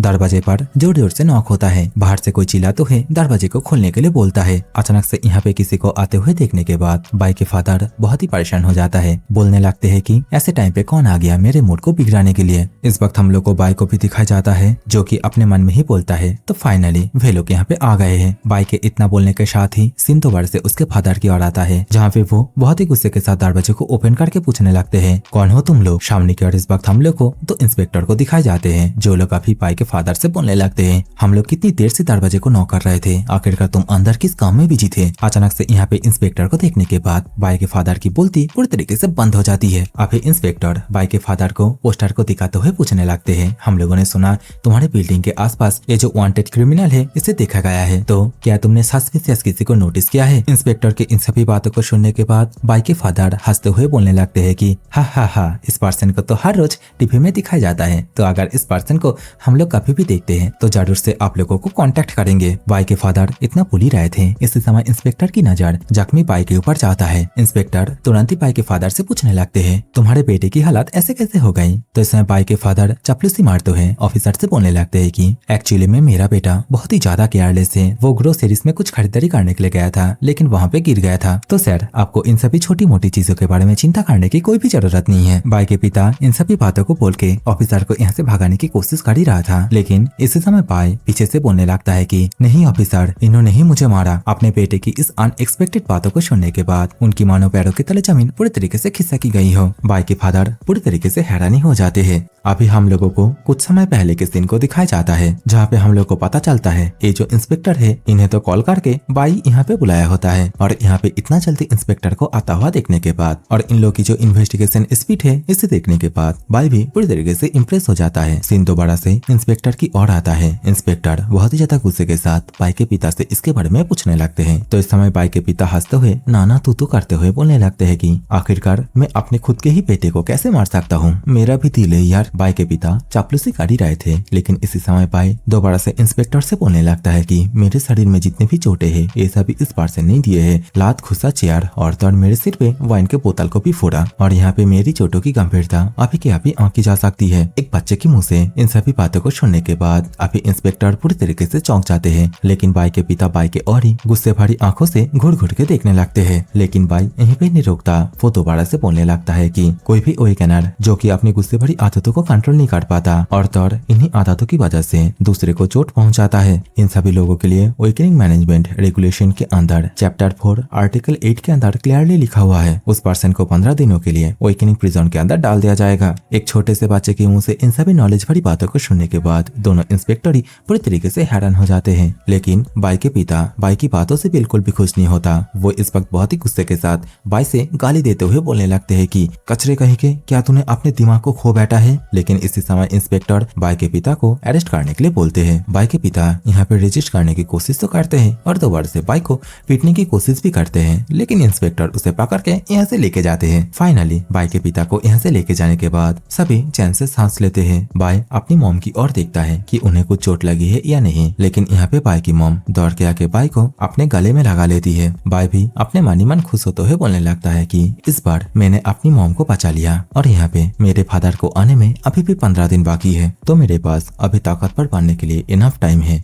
और इतना सोचने के साथ ही बाई अभी अपने मॉम को रेस्ट करने के लिए बोलने लगता है। अभी तो हम लोग को बाई के हाथ में उसी चाबी को भी देखने के लिए मिलती है। बाई इस वक्त चाबी को लेके टेबल के साइड में जो ड्रॉयर है उसके पास जाता है। बाई अभी जैसे ही ड्रॉयर को साइड की ओर हटाता है तो हम लोग को ड्रॉयर के पीछे एक छोटा सा तिजोरी देखने के लिए मिलता है। बाई इस वक्त तिजोरी को उसी चाबी के माध्यम से खोलता है और तिजोरी के अंदर से एक डैगर को बाहर की ओर निकालता है। और ये जो डैगर है इसको लेके ही बाई जो डिमैंड डीन है उस जगह पे अकेला जाने के बारे में सोचता है। बाई की ये सोचने के साथ ही सीन चेंज हो जाता है। बाई डैगर को लेके एक अलग ही जगह पे आ गया होता है और बाई के सामने एक टूटी फूटी बिल्डिंग को भी दिखाई जाती है। सीन दोबारा से चेंज हो जाता है। इस वक्त हम लोग को एक पुलिस स्टेशन के सीन को दिखाया जाता है और इसी स्टेशन के अंदर हम लोग को बाई के पिता को भी देखने के लिए मिलते हैं, जो कि इस वक्त खड़े खड़े पुलिसों का तमाशा देख रहे होते हैं। एक डेस्क के ऊपर इस वक्त हम लोग को उसी वांटेड पोस्टर को भी देखने के लिए मिलते हैं। और पता नहीं ये चीज सिर्फ मुझे ही लग रहा है या फिर आप लोगों को भी लग रहा है कि डेस्क के ऊपर ये जो वांटेड पोस्टर है ये बाई के पिता से थोड़ा बहुत मैच खा रहे हैं। आप लोग ना कमेंट करके बोलना। पुलिस स्टेशन के अंदर जितने भी पुलिस है वे लोग आपस में इसी चीज के बारे में बातचीत कर ही रहे थे। इसी समय बाई के पिता बहुत ही ज्यादा गुस्से के साथ चिल्लाते हुए बोलने लगते हैं कि वाइस कैप्टन मुझे इस बार के लिए माफ कर दो, और वैसे भी ये मेरा पहली बार ही था तो मैं दोबारा से और ऐसा कभी नहीं करूंगा। बाई के पिता यहाँ पे थोड़ा बहुत घुस देने की बातें भी बोलते हैं, लेकिन इंस्पेक्टर बाई के पिता की इस बात से बहुत ही गुस्से में आ जाते हैं। इंस्पेक्टर की बातों से अभी हम लोग को ये भी पता चलता है कि बाई के पिता और ये जो इंस्पेक्टर है दोनों ही एक टाइम पे सेम गिल्ड में थे और उस गिल्ड में ये जो इंस्पेक्टर है ये वाइस कैप्टन हुआ करता था। तो यहाँ पे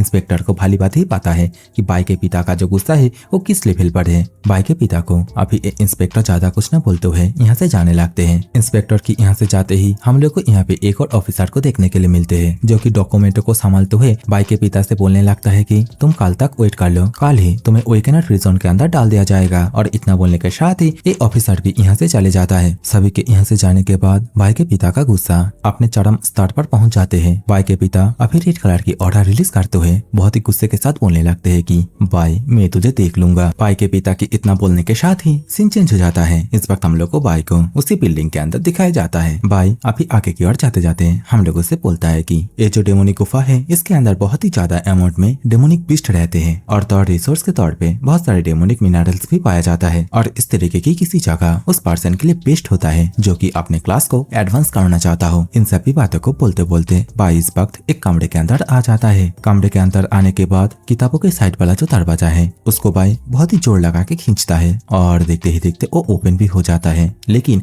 अभी जैसे ही ये वाला दरवाजा ओपन होता है तो हम लोग को दरवाजे के अंदर से बहुत ही ज्यादा अमाउंट में जो रेड कलर की डेमोनिक एनर्जी है वो रिलीज होता हुआ देखने के लिए मिलती है। तो बाई भी बिना किसी देरी करे अपने आसपास देखते हुए गुफा के अंदर आ जाते हैं। बाई इस वक्त अपने ऑर्डर को रिलीज करते हुए अंदर की ओर जाते जाते अपने मन में ही बोलने लगता है कि मेरे पास और कोई ऑप्शन नहीं है, मुझे खुद से ही अपने आप को ताकतवर बनाना होगा, जितना हो सके उतना लेवल अप करना होगा। लेकिन इस वक्त कुछ दूर तक ही जाने के बाद बाई की बोलती पूरी तरीके से बंद हो जाती है क्योंकि यहाँ पे बहुत ही ज्यादा ठंड होती है। बेचारा बाई अभी करे तो करे क्या, वो इस वक्त इसी ठंड के अंदर ही कांपते कांपते अंदर की ओर जाने लगता है। बाई अभी जैसे ही और थोड़ा सा अंदर की ओर जाता है तो उसे सामने की ओर एक स्नो बेयर को देखने के लिए मिलता है। स्नो बेयर को देखने के बाद बाई समझ जाता है कि ये जो बीस्ट है ये एक E8 रैंक का बीस्ट है जो कि उससे काफी ज्यादा ताकतवर है। तो बाई इसे इग्नोर मार के यहाँ से जाने के बारे में सोचता है। लेकिन इसी समय बाई के प्लान को चौपाट करते हुए पीछे से एक उल्फ भागते हुए बाई के ऊपर अटैक करने के लिए आने लगता है। बाई उल्फ को देखने के बाद समझ जाता है कि ये बीस्ट ई रैंक का है और यहाँ पे ई रैंक मतलब बाई से बेहद ही ताकतवर। तो इस समय बाई सबसे पहले उल्फ के अटैक को डॉज करके पीछे की ओर आ जाता है। उल्फ जैसे ही दोबारा से बाई के ऊपर अटैक करता है, इस बार बाई अपने डैगर के माध्यम से उल्फ के अटैक को ब्लॉक करता है, उल्फ को अपने से दूर कर देता है और इसके साथ ही बहुत ही तेजी से जाके उल्फ को बीच में से ही काट देता है। उल्फ को मारने के बाद बाई इस वक्त बोलने लगता है कि ये जो ए रैंक का डैगर है ये हम लोग के घर में एक पर्सनल तिजोरी में छुपा हुआ था और ये एक ऐसा डैगर है जो कि मार्केट में भी नहीं मिलेगा और मेरे कॉम्बैट पावर में जितनी भी कमियां हैं ये डैगर उन सभी को पूरा करने के लिए काफी है। लेकिन बिस्टों के पास भी डिफेंस होती है, भले ही मैं बिस्ट के वाइटल पॉइंट पे अटैक ही क्यों ना करूं, लेकिन फिर भी मुझे बिस्ट को मार गिराने में 3-4 बार तो काट लगाना ही पड़ रहा है। सच में अब मुझे मेरे एल रैंक का याद आ रहा है। बाई के इतना बोलने के साथ ही उसके सामने उसका स्टेटस विंडो दोबारा से ओपन होता है, जहाँ पे उसका जो एक्सपीरियंस है वो 52 पॉइंट से इंक्रीज होता है। बाई भी समझ जाता है कि उसे एक्सपीरियंस पॉइंट पूरा करने के लिए अभी भी 50 के करीब उल्फों को मारना होगा, जिससे कि वो लेवल 2 पे पहुंचेगा। बाई अभी ये भी देखता है कि उसका जो क्लाउड एलिमेंट है वो भी 50 पॉइंट से इंक्रीज हुआ है। बाई अपने स्टेटस विंडोज को देख ही रहा था। इसी समय यहाँ पे और भी बहुत सारे उसी तरीके के उल्फ आ जाते हैं। बाई पूरी तरीके से चौंक जाता है। इन सभी उल्फ के अंदर हम लोग को उल्फ किंग को भी देखने के लिए मिलता है। उल्फ किंग और बाकी जितने भी उल्फ थे वो सभी धीरे धीरे करके बाई को घेरने लगते हैं। बाई भी समझ जाता है कि उसने अभी जिस उल्फ को मारा है उसी की ही ब्लड की स्मेल की वजह से ये सभी उल्फ यहाँ पे आए हैं। अभी ये सभी उल्फ मिलके बाई के ऊपर अटैक करता। उससे पहले बाई बहुत ही ज्यादा स्पीड के साथ इन सभी उल्फ के वाइटल पॉइंट पे क्रिटिकल अटैक करने लगता है। यहाँ पे बाई अपनी बहुत ही ज्यादा फुर्ती के साथ उल्फ के अटैक से अपने आप को डॉज करा था और देखते ही देखते इन सभी उल्फ के ऊपर काउंटर अटैक भी करता। इसी तरीके से कुछ देर तक फाइट करने के बाद बाई यहाँ पे बहुत सारे उल्फों को मार गिराता है और इसके साथ ही उल्फ किंग के साथ फाइट करने लगता है। बाई दोबारा से अपनी स्पीड को यूज करके बहुत सारे स्लैशेस उल्फ किंग के ऊपर दे मारता है और देखते ही देखते उल्फ किंग को बहुत ही बुरी तरीके से मार गिराता है। उल्फ किंग को मारने के बाद बाई के पास स्टेटस विंडो ओपन होता है, जहाँ पे लिखा हुआ होता है लेवल 1 का जो एक्सपीरियंस है वो कंप्लीट होने की वजह से बाई इस वक्त लेवल 2 पे पहुंच चुका है। इन सभी उल्फ को मारने की वजह से बाई के हाथ में इस वक्त हम लोग को स्नो उल्फ डायमंड नाम का रेड कलर का एक क्रिस्टल को देखने के लिए मिलता है। तो इन सभी चीजों को कलेक्ट करने के बाद बाई अभी और भी ज्यादा अंदर की ओर जाने लगता है। कुछ देर तक ऐसे ही जाने के बाद बाई अभी जैसे ही अपने पीछे की ओर देखता है तो वो इस वक्त यहाँ पे और भी बहुत सारे उल्फ को देखता है। तो बाई इस वक्त इन सभी से डायरेक्टली फाइट न करता हुआ एकदम सीधा सामने की ओर दौड़ने लगता है। लेकिन बाई दौड़ते दौड़ते पीछे की ओर बहुत सारे स्लैशेस भी मार रहा होता है और यहाँ पे बाई का ये जो स्लैशेस है ये कोई नॉर्मल स्लैश नहीं होता, ये तो बहुत ही ताकतवर होता है। स्लैशेस की वजह से पैर भी मक्खन की तरह कट जाता है। बाई अभी पूरे जंगल के अंदर हल्ला मचा देता है, जिसके कारण बहुत सारे बीस्ट बाई के ऊपर अट्रैक्ट हो जाते हैं और देखते ही देखते जंगल के बीचों बीच बाई को चारों ओर से घेर लिए जाते हैं। अभी इन सभी बीस्ट मिलके बाई के ऊपर अटैक करता। उससे पहले इन सभी के पीछे बहुत ही जोरदार एक धमाका होता है। धमाका को देखने के बाद बाई अपने मन में ही बोलता है तुम भी अट्रैक्ट हो चुके हो। और बाई की इतना बोलने के साथ ही देखते धमाके के अंदर से बी लेवल का एक थंडर बियर सामने की ओर आता है, जो कि अपने रास्ते में जितने भी उल्फ थे उन सभी को एक ही झटके में मार गिराता है। अभी ये थंडर बियर बहुत ही गुस्से के साथ उसके सामने जितने भी बीस्ट थे उन सभी के ऊपर ही अपने क्लॉ से अटैक कर देता है और इसी मौके का फायदा उठा के इस समय बाई अपनी स्पीड को यूज करके बहुत सारे बीस्टों को मार गिराता है। बाई इस वक्त अपने मन में बोलने लगता है मुझे बियर के अटैकों से अपने आप को बचाना होगा और उसके बाद बाकी के जितने भी मॉन्स्टर बियर की वजह से स्ट्रगल कर रहे हैं उन सभी को एक एक करके मारना होगा। बाई अभी ऐसा ही करता है। वो बहुत ही स्पीड के साथ बियर की वजह से जितने भी डिस्ट्रैक्ट मॉन्स्टर है उन सभी को चुन चुन के मारता है और यहाँ पे बाई को हर एक मॉन्स्टर को मारने की वजह से 56 करके एक्सपीरियंस पॉइंट भी मिलते हैं। यहाँ पे बचे कुछ जितने भी उल्फ थे वे सभी बाई से डरने लगते हैं। जो थंडर बियर है उससे दूरी बनाने लगते हैं। बाई इस वक्त अपने मन में ही बोलने लगता है कि बियर की मदद के बावजूद मैं इस वक्त बहुत ही ज्यादा टायर्ड हो चुका हूँ। बाई अभी इस बात को भी समझ जाता है कि फिलहाल के लिए वो इन सभी से एक साथ और ज्यादा फाइट नहीं कर सकता। तो इस समय बाई अपने डैगर के माध्यम से जमीन के ऊपर बहुत ही जोरदार एक बाढ़ करता है। देखते ही देखते ये जमीन पूरी तरीके से चूर-मुड़ होने लगता है। बाई इस वक्त बोलने लगता है कि इन सभी मॉन्स्टरों को मारने के टाइम पे मैंने एक चीज अच्छी तरीके से ऑब्जर्व किया कि मैं जिस जगह पे खड़ा हुआ हूँ ये कोई लेक या नदी का ऊपरी तल नहीं है जो कि ठंड के मारे जम चुका है, बल्कि ये तो एक कैनियन है। बाई उसके और मॉन्स्टरों के बीच गड्ढे को करके शांति से यहाँ से जाने लगता है, लेकिन बाई के शांति को भंग करता हुआ अभी पीछे की ओर जितने भी मॉन्स्टर थे वो सभी एकदम उछल के बाई की ओर आ जाते हैं। इस वक्त हम लोग को दिखाया जाता है जो थंडर बियर है वो तो उल्फ के ऊपर और अटैक नहीं करता, बल्कि सभी के सभी एक साथ कोऑर्डिनेशन बना के बाई की ओर ही घूमने लगता है। बेचारा बाई अभी समझ जाता है कि उसके पास बचा कुचा जितने भी स्टेमिना है उन सभी को मिला जुला कर इन सभी से फाइट करना ही होगा। बाई इन सभी बिस्टों के साथ फाइट करने के लिए अपने आप को तैयार कर ही रहा था। इसी समय उसे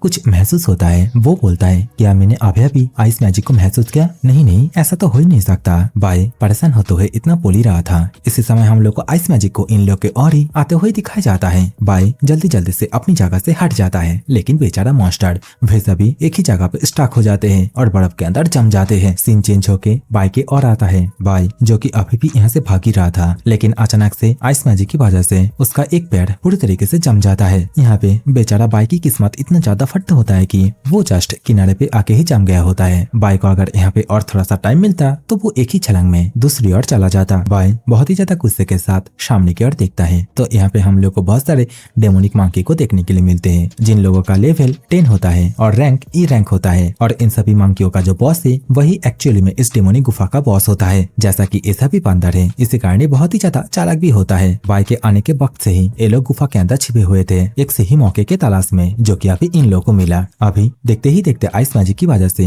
बाई की बॉडी पूरी तरीके से जम जाती है। बाई समझ जाता है अगर इसी तरीके से चलता रहा तो वो जल्दी ही मारा जाएगा। इसी समय मंकी बॉस अपनी उंगलियों के इशारे में एक मंकी को बाई को मारने के लिए बोलता है। तो इस समय एक मंकी दौड़ के बाई की ओर ही जाने लगता है। मंकी को अपने ओर ही आता हुआ देखने के बाद बाई अपने मन में ही बोलता है तो मेरे पास अभी सिर्फ यही एक ही मौका बचा हुआ है। मंकी अभी जैसे ही बाई के ऊपर अपने स्टिक के माध्यम से अटैक करता है, वैसे ही बाई अपनी पावर को यूज करके बर्फ को तोड़ देता है। बाई की इस कारतूत की वजह से मंकी बॉस भी पूरी तरीके से हैरान हो जाता है। सीन दोबारा से बाई की ओर जाता है, जहाँ पे फोर्सफुली अपनी पावर को यूज करने की वजह से बाई बहुत ही ज्यादा जख्मी हो जाता है। उसकी शरीर से खून भी पहाड़ की ओर आने लगता है। बाई यहाँ पे सोचता है कि उसे सबसे पहले जो डीमन मंकी बॉस है उसे ही मारना होगा, लेकिन यहाँ पे डीमन मंकी बॉस ही होता है। वो अपने हाथ को ऊपर की ओर करके जो बियर मॉन्स्टर था उसके बर्फ को तोड़ देता है, जिसके कारण अभी बियर मॉन्स्टर बहुत ही ज्यादा गुस्से के साथ बाई की ओर ही घुड़ घुड़ के देख रहा होता है। बाई बेचारा यहाँ पे बहुत ही ज्यादा घबरा जाता है, क्योंकि यहाँ पे उसके पास इतना ज्यादा स्टेमिना नहीं होता है कि वो एक साथ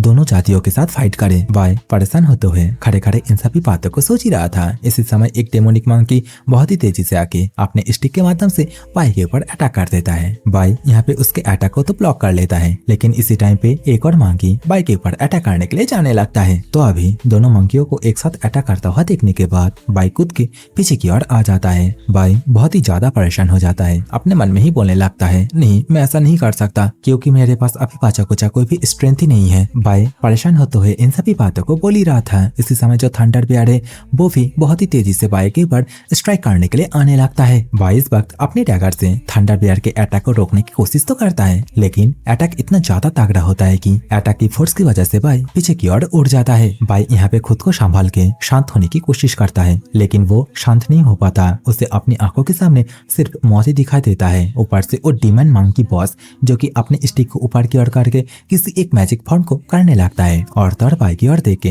हंस भी रहा होता है। देखते ही देखते वो डीमन मंकी बॉस एक स्नो स्टॉर्म को बाई की ओर ही लॉन्च कर देता है। बाई इन सभी चीजों से बचने के लिए अभी दूसरी ओर कूद पड़ता है, लेकिन इसी समय मंकी बॉस बाई के पैरों को दोबारा से बर्फ से जकड़ लेता है। बेचारा बाई दूसरी ओर पहुंच नहीं पाता, कैनियन से एकदम सीधा नीचे की ओर गिरने लगता है। बाई को इस तरीके से गिरता हुआ देखने के बाद मंकी बॉस बहुत ही खुश हो जाता है। सीन दोबारा से चेंज हो जाता है। हम लोगों को बाई के घर के और का सीन दिखाया जाता है। बाई की मॉम सुबह सुबह बाई को जगाने के लिए आती है, लेकिन कमरे के अंदर बाई को न देख के बहुत ही ज्यादा हैरान हो जाती है। बाई की मॉम को अभी तो बिस्तर के ऊपर एक लेटर को भी देखने के लिए मिलती है। तो आंटी जी अभी जैसे ही लेटर को पढ़ती है, आंटी जी पूरी तरीके से शॉक हो जाती है। आंटी जी अपने मन में बोलती है कि अगर बाई अपने दोस्त के घर जाता तो वो ऐसे लेटर को छोड़ के ना जाता। वो सीधा मुझसे पूछता, बाई आखिरकार तुम्हें हुआ क्या है? जब से तुम कल स्कूल से लौटे हो तब से ही तुम्हारा बिहेवियर कुछ अलग ही लग रहा है। बाई की मॉम की इतना सोचने के साथ ही सीन दोबारा से चेंज हो जाता है। हम लोग को दोबारा से डेमोनिक गुफा के अंदर का सीन दिखाया जाता है, जहाँ पे चारों ओर बाई का जो खून है वो इधर उधर बिखरा हुआ था। बाई इस वक्त एक बर्फ के स्पाइक को पकड़ते हुए बोलने लगता है कि उस वक्त जब मैंने इस ब्रिज को तोड़ा था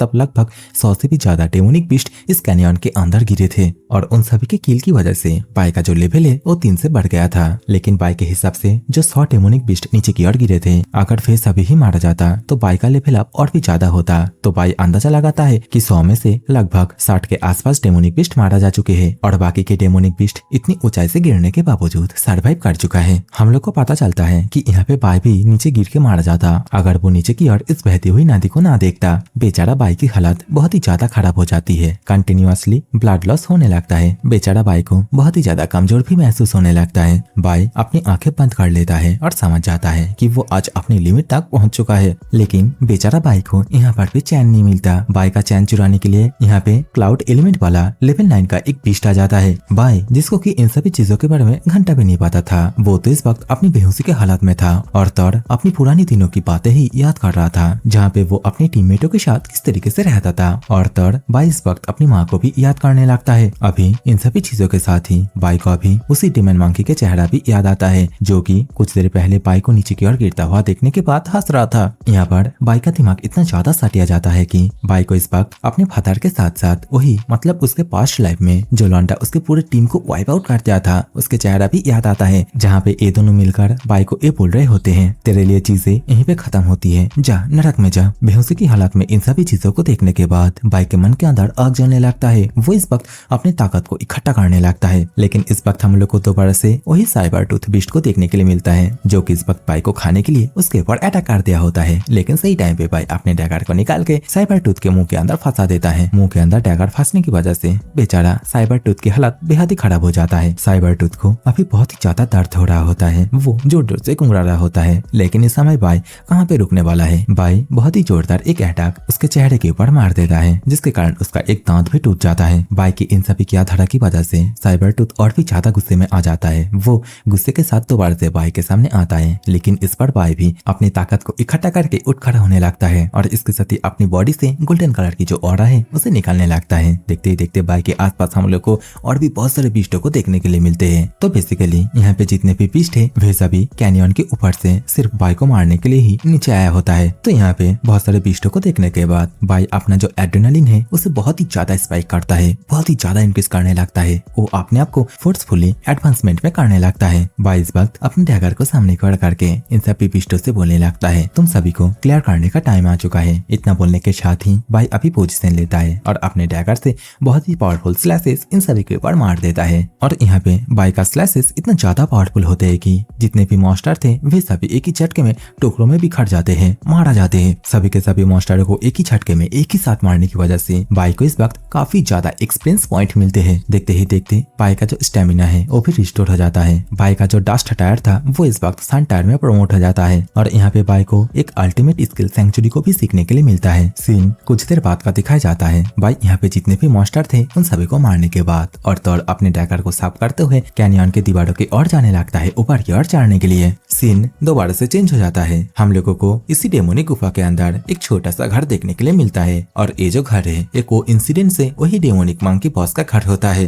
मंकी बॉस जो कि इस घर के अंदर एक बुजुर्ग इंसान की तरह बैठा हुआ था, उसको अचानक से कुछ महसूस होता है। लेकिन मंकी बॉस आगे कुछ समझ पाता उससे पहले ही इस घर के छत को तोड़ के बाई यहाँ पे आ जाता है। और यहाँ पे बाई अकेला नहीं आया था, वो अपने साथ उस बेयर को भी मार के लेके आया था। सीन दोबारा से चेंज हो जाता है। हम लोग को दोबारा से बाई की मॉम को दिखाई जाती है, जो कि इस वक्त बहुत ही ज्यादा परेशानी में थी क्योंकि बाई यहाँ पे पूरे दिन को घर नहीं आया और फिलहाल के लिए अभी रात 11 बज रहा है और यहाँ पे बाई की मॉम बाई के लिए डिनर को भी तैयार करके रखी है। सीन दोबारा से चेंज हो जाता है। हम लोग को डेमोनिक गुफा के और का सीन दिखाया जाता है, जहाँ पे सभी के सभी मंकी बाई को यहाँ पे देखने के बाद पूरी तरीके से अलर्ट हो जाते हैं। मंकी बॉस को अभी भी पूरा कॉन्फिडेंस होता है। वो दोबारा से अपनी उंगलियों से एक मंकी को बाई के ऊपर अटैक करने के लिए भेज देता है। लेकिन इस वक्त जैसे ही वो मंकी बाई के ऊपर अटैक करता है, बाई बहुत ही ज्यादा आसानी के साथ अपने डैगर से मंकी को बीच में से ही दो भाग कर देता है। मंकी बॉस भी इस चीज को देखने के बाद पूरी तरीके से हैरान हो जाता है। वो इस वक्त गुस्से के साथ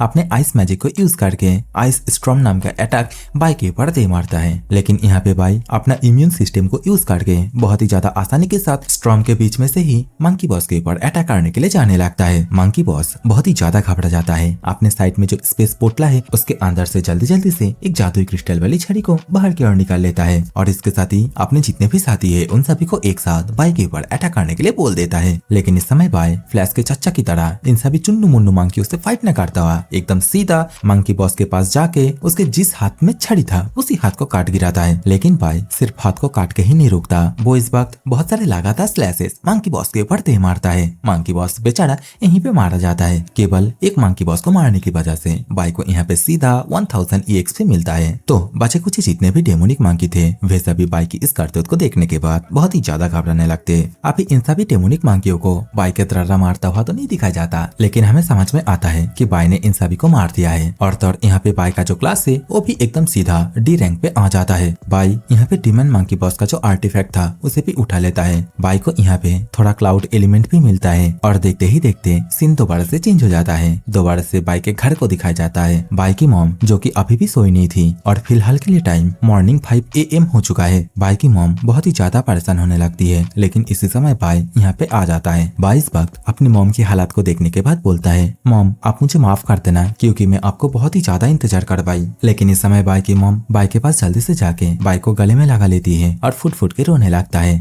अभी कुछ देर बाद का सीन दिखाया जाता है। बाई बताता है कि उसे उस डेमोनिक गुफा के अंदर जितने भी क्रिस्टल मिले थे वो सभी उसने एक स्पेस पाउच के अंदर रखा है और इन्हीं सभी क्रिस्टलों को लेके बाई इस वक्त एक पर्सन के पास आ जाता है जिससे कि वो इन सभी क्रिस्टलों को उसे बेच सके। अभी ये पर्सन बाई से बोलता है, मैं तुम्हें हर एक क्रिस्टल के बदले में 800 दूंगा, लेकिन बाई आगे से ये कहते हुए छीन लेता है कि मैं इसे 8000 में बेचूंगा, तुम्हें लेना है तो लो, नहीं तो मैं किसी और को दे दूंगा। बाई की इस बात को सुनने के बाद अभी ये पर्सन बहुत ही ज्यादा परेशान होते हुए बाई से बोलने लगता है कि तुम पागल हो गए हो क्या? आखिरकार एक क्रिस्टल का इतना ज्यादा चार्ज कैसे कर सकते हो? तुम्हारे पास जितने भी क्रिस्टल हैं उन सभी के बदले में मैं 2000 से ज्यादा नहीं दूंगा। लेकिन इसी समय बाई दाम बढ़ाते हुए बोलता है 5000। तो आगे से वो पर्सन बोलता है नहीं 3000 और यही मेरा फाइनल प्राइस है। तो आगे से बाई दोबारा से दाम बढ़ा देता है और पर्सन से बोलता है 6000। तो पर्सन इस वक्त शॉक हो जाता है और बोलता है, क्या तुम फिर से दाम बढ़ा रहे हो? पर्सन की इस बात को सुनने के बाद बाई और भी ज्यादा दाम बढ़ा देता है, बोलता है 7000। तो पर्सन भी समझ जाता है कि इसके साथ और जितना बकवास करूंगा ये उतना ही ज्यादा दाम बढ़ाएगा। तो ये पर्सन 7000 पे ही मान जाता है। तो इस समय बाई मैजिक कोड को पर्सन को दे देता है और यहाँ से पैसे लेके जाने लगता है। अपने मन में ही बोलने लगता है कि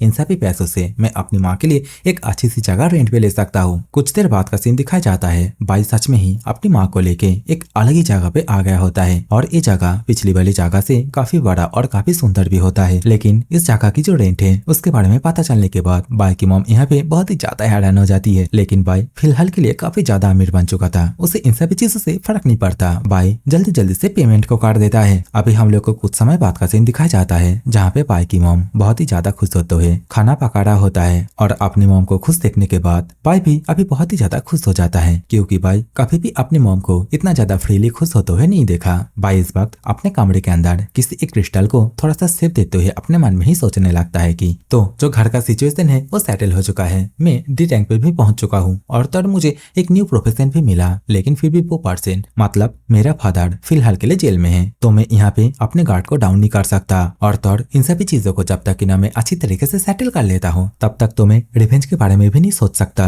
और तो मुझे कल स्कूल भी जाना पड़ेगा। बाई इन सभी बातों को सोचते हुए वो जो मैजिक क्रिस्टल को आकार दे रहा था उससे अपने लिए एक D रैंक का ब्रेसलेट बना लेता है और इसे यूज करने के बाद बाई का एलिमेंटल पावर एंड स्पिरिट दोनों ही +40 से इंक्रीज हो जाएगा और तब उसका मैजिक यूज करने की जो एरिया है वो भी 50% से इंक्रीज हो जाएगा। अभी दोबारा से सीन चेंज हो जाता है। हम लोग को एक और पोर्टल के सीन को दिखाया जाता है और इसी पोर्टल के अंदर से होंग बहुत ही एटीट्यूड के साथ बाहर की ओर आता है और इस जगह पे होंग अकेला नहीं था, उसके साथ और भी बहुत सारे बॉडीगार्ड थे। इसी समय यहाँ पे एक लड़की होंग को पानी देते हुए बोलता है, ब्रदर आप रेस्ट कर लीजिए। लेकिन इस समय होंग बहुत ही गुस्से के साथ उसके हाथ से पानी को फेंकते हुए बोलता है, अभी भी बहुत ही ज्यादा टाइम बाकी है, चलो नेक्स्ट लैबिरिंथ में जाते हैं ट्रेनिंग के लिए। होंग इस वक्त अपने मन में बाई के बारे में सोचते हुए बोलने लगता है, इस दुनिया में ऐसा कोई भी नहीं है जो कि मेरे से अपने आप को बहुत ही तेजी से इंप्रूव करे। और यहाँ पे बाई का जो स्टेटस विंडो है वहाँ पे हम लोग को पता चलता है कि बाई का जो लेवल है वो भी 3 हो चुका है और बाई का जो क्लास है वो E क्लास है। सीन दोबारा से चेंज हो जाता है। हम लोग को एक बिल्डिंग के अंदर एक लड़की को दिखाई जाती है जो कि इस वक्त इस साल की जो एकेडमिक रिपोर्ट है उसे देखते हुए बोलने लगती है, तो इस साल कोई गोल्डन प्रोफेशन को अवेकनिंग नहीं किया, तो मुझे लगता है इस साल की जो कॉम्पैक्ट सिमुलेशन टेस्ट होने वाली है उसके अंदर देखने के लिए कुछ है ही नहीं। दूसरी दूसरे दिन सुबह के सीन को दिखाया जाता है। इस वक्त हम लोग को टेबल के ऊपर बहुत सारे सजी हुई खाने को भी देखने के लिए मिलते हैं। बाई बहुत ही हड़बड़ी के साथ इन सभी खाना को खाते हुए अपने मॉम से बोलने लगता है, मॉम आपने मुझे उठाया क्यों नहीं? तो इस समय आंटी जी इशारों में बाई से बोलने लगती है कि मैं तुम्हें उठाने की कोशिश की थी लेकिन तुम घोड़े बेच के सो रहे थे, और वैसे भी एक आध दिन लेट होने से कुछ नहीं होता, तुम आराम से खाओ। अपनी मॉम की इन सभी बातों को समझने के बाद इस समय बाई अपने मन में ही बोलने लगता है, मॉम ने तो एकदम सही कहा, और वैसे भी मैं बहुत दिनों के बाद एकदम शांति से सोया। बाई इन सभी बातों को सोच ही रहा था।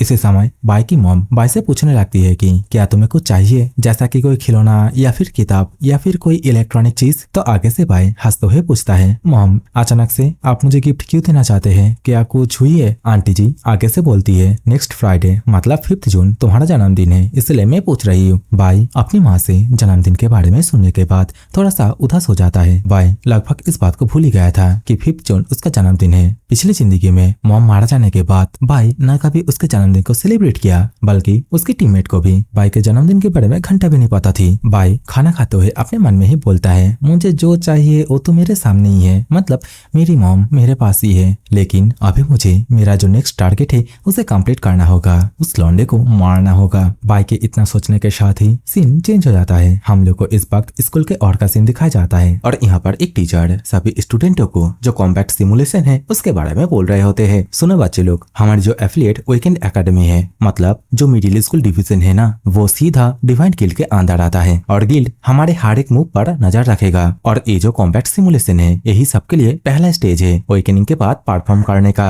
और ये जो बैटल है ये तुम लोगों के मिडिल स्कूल ग्रेजुएशन का असाइनमेंट भी होगा, और तो और ये सभी चीज पूरा का पूरा लाइव ब्रॉडकास्ट भी होगा। और सबसे बड़ी बात, जो बंदा इस सिमुलेशन में बेस्ट परफॉर्म करेगा उसको हाई स्कूल डिवीजन के साथ ट्रेनिंग करने का चांस मिलेगा, और इसका मतलब डिवाइन गिल्ड के साथ कांटेक्ट होने का है। तुम लोगों के पास यही एक अच्छी अपॉर्चुनिटी है। टीचर की इन सभी बातों को सुनने के बाद अभी यहाँ पे जितने भी स्टूडेंट थे वे सभी बहुत ज्यादा खुश हो जाते हैं। लेकिन इस वक्त हम लोगों को बाई को दिखाया जाता है जो कि इस वक्त किसी एक बात को लेकर बहुत ही ज्यादा सोच रहा होता है। उसे याद आता है कि जो डिवाइन गिल्ड हेडक्वार्टर है वो वही जगह है जहाँ पे वो पहली बार उसके मास्टर से मिला था, और तो और वहीं पे वो उस कमीने से भी मिला था। बाई को अभी इतना तो समझ में आ जाता है कि अगर उस लौंडे से उसको मिलना है तो उसे यहाँ पे अच्छी तरीके से स्कोर करना होगा, जिससे कि वो डिवाइन गिल्ड के साथ जुड़ सके। बाई खड़े खड़े इन सभी बातों को सोच ही रहा था। इसी वक्त हम लोग को चश्मिश के साइड में खड़ा हुआ एक और लौंडे को दिखाया जाता है। वो इस वक्त बहुत ही ज्यादा एक्साइटेड होते हुए जोर से चिल्लाते हुए बोलने लगता है कि कॉम्बैट सिमुलेशन। सच बोलो तो इस वर्ड को सुनने के बाद मुझे बहुत ही ज्यादा डर लग रहा है, लेकिन मैं अंदर ही अंदर बहुत ही ज्यादा एक्साइटेड भी हो रहा हूँ। तो चश्मे साइड से बोलता है, मैंने सुना है जो कॉम्बैट सिमुलेशन है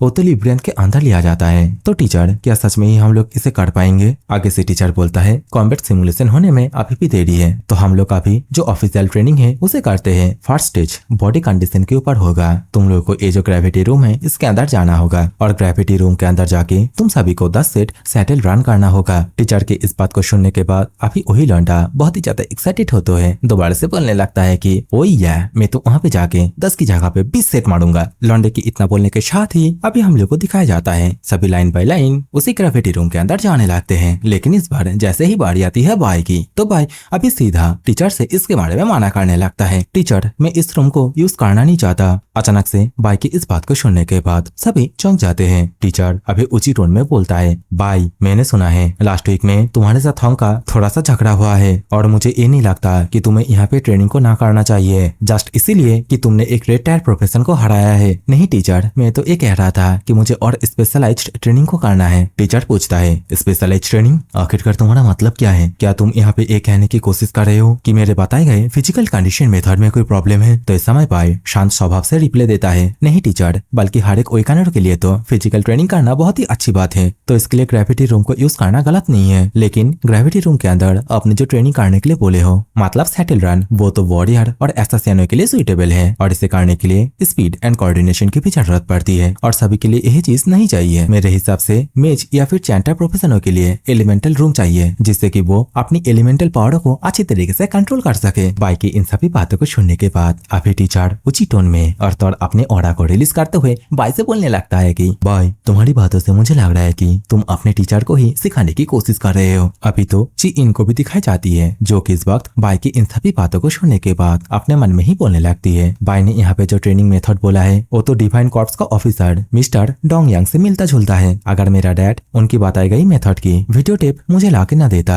तो मुझे भी इसके बारे में पता नहीं चलता। लेकिन ताज्जुब की बात है, आखिरकार बाई को इसके बारे में कैसे पता चला। अभी तो हम लोग को उसी चश्मिश को भी दिखाया जाता है जो कि धीरे से बाई से बोलने लगता है कि भाई मुझे पता है तुम्हारी बातों में थोड़ा सा तो पॉइंट है, लेकिन फिर भी तुम टीचर के फीलिंग को लेके ऐसे बात नहीं कर सकते। और तुम्हें पता नहीं है क्या, ये टीचर हमारे स्कूल का मोस्ट ऑथोरिटेटिव ट्रेनर है। चश्मिश धीरे से इन सभी बातों को बोल ही रहा था। इसी समय टीचर बाई के कंधे के ऊपर हाथ को रखता है और इस चीज को देखने के बाद चश्मिश की मानो फट के चौसठी हो जाती है। लेकिन इस समय टीचर वो तो कुछ अलग ही मूड में था। दूसरे टीचरों की तरह गुस्सा होने की बजाय वो इस वक्त हंसते हुए बाई से बोलने लगता है कि वाह तुम्हारी बातों में तो दम है, मुझे बहुत ही अच्छा लगा तुम्हारी ट्रेनिंग मेथड को सुन के। लेकिन भाई यहाँ पे एक दिक्कत है, हमारे स्कूल में बहुत सारे स्टूडेंट है और सभी के एबिलिटी के अनुसार हर एक के नीड को कम समय के अंदर फुलफिल करना बहुत ही ज्यादा डिफिकल्ट होगा। और तुम सभी मिडिल स्कूल ग्रेजुएशन परफॉर्मेंसर हो। अगर तुम लोगों को मैं ऐसे ही सीधा सीधा कॉम्बैट सिमुलेशन के अंदर घुसा देता हूँ और अगर गलती से मैं कोई गलती भी कर देता हूँ तो शायद से इससे किसी स्टूडेंट का पूरा लाइफ ही खत्म हो जाएगा। टीचरों के लिए ये डिलेमा है कि स्टूडेंट का फ्यूचर खुद डिसाइड करें या फिर उन्हें अपना फ्यूचर खुद चुनने दें। और यह चीज बहुत ही बड़ी सिचुएशन है जहाँ पे तुम्हें दो या उनमें से भी ज्यादा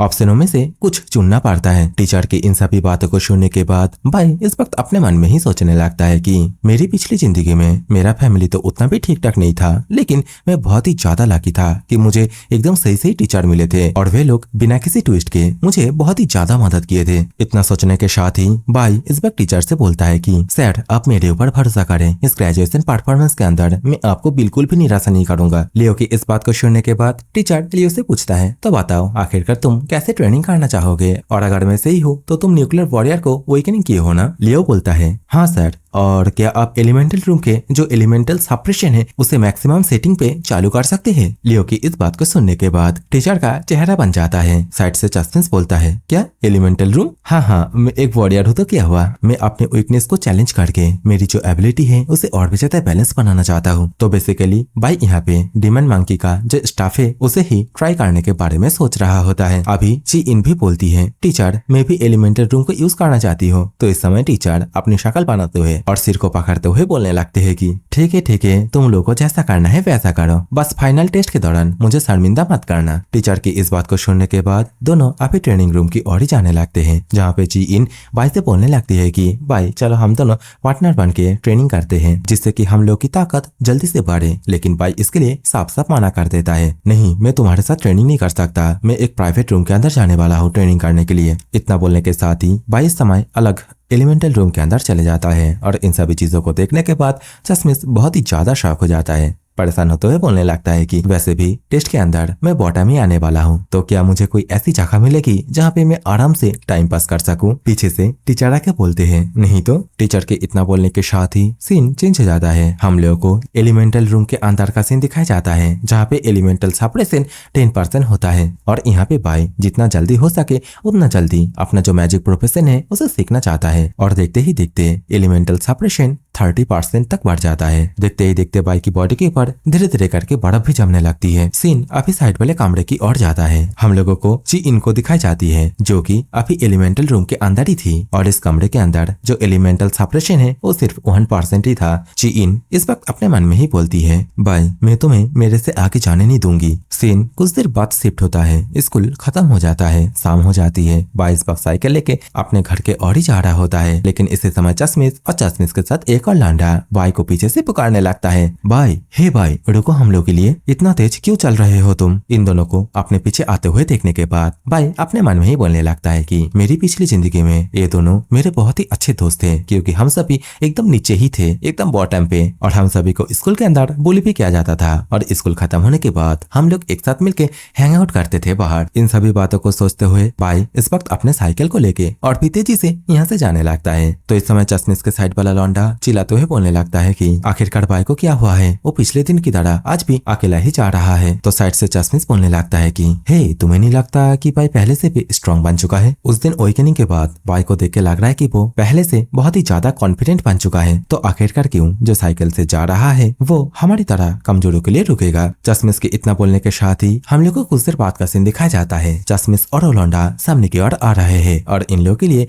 भाई यहाँ पे वेट कर रहा है। भाई चश्मिश को पुकारते हुए बोलता है ओए चश्मिश, अगर तुझे टाइम मिलता है तो तू जाके अपने फेफड़ा को एक बार डॉक्टर को दिखाना। फिलहाल के लिए बाई की ये जो बात है ये चश्मिश को समझ में नहीं आता, लेकिन इस वक्त चश्मिश के साइड वाला लौंडा बहुत ही ज्यादा खुश होते हुए बोलने लगता है कि मैं जानता था भाई कि तुम हम लोग के लिए जरूर रुकोगे, लेकिन उल्टा हो जाता है। भाई दोबारा से साइकिल को लेके जल्दी जल्दी से यहाँ से जाने लगता है तो वो लौंडा बहुत ही ज्यादा गुस्सा होते हुए भाई को उल्टी सीधी गालियां देने लगता है। भाई, अगर मैं अपनी पूरी ताकत सेटल रन के अंदर यूज न करता तो मैं तुम्हें जरूर से पकड़ लेता। तो चश्मिश पूछता है, तुमने सेटल रन के अंदर सिर्फ 6 ही सेट लगाए है ना? चश्मिश की इस बात को सुनने के बाद वो लौंडा गुस्से के साथ बोलता है, तुम ऐसे बोल रहे हो कि जैसे तुम मेरे से भी ज्यादा किए हो, लेकिन मुझे ये बात समझ में नहीं आ रहा है कि आखिरकार भाई इतना ज्यादा चेंज कैसे हो गया। वो अचानक से एक कमीना की तरह बिहेवियर कर रहा है। तो चश्मिश बोलता है, हाँ वो सडनली बहुत ही ज्यादा चेंज हो गया है, लेकिन मुझे लगता है कि वो अभी भी पहले की तरह ही है। चश्मिश के इतना बोलने के साथ ही सीन चेंज हो जाता है। हम लोगों को शेंगी नेशन रिक्रूट ट्रेनिंग ग्राउंड के और का सीन दिखाया जाता है और इसी जगह पे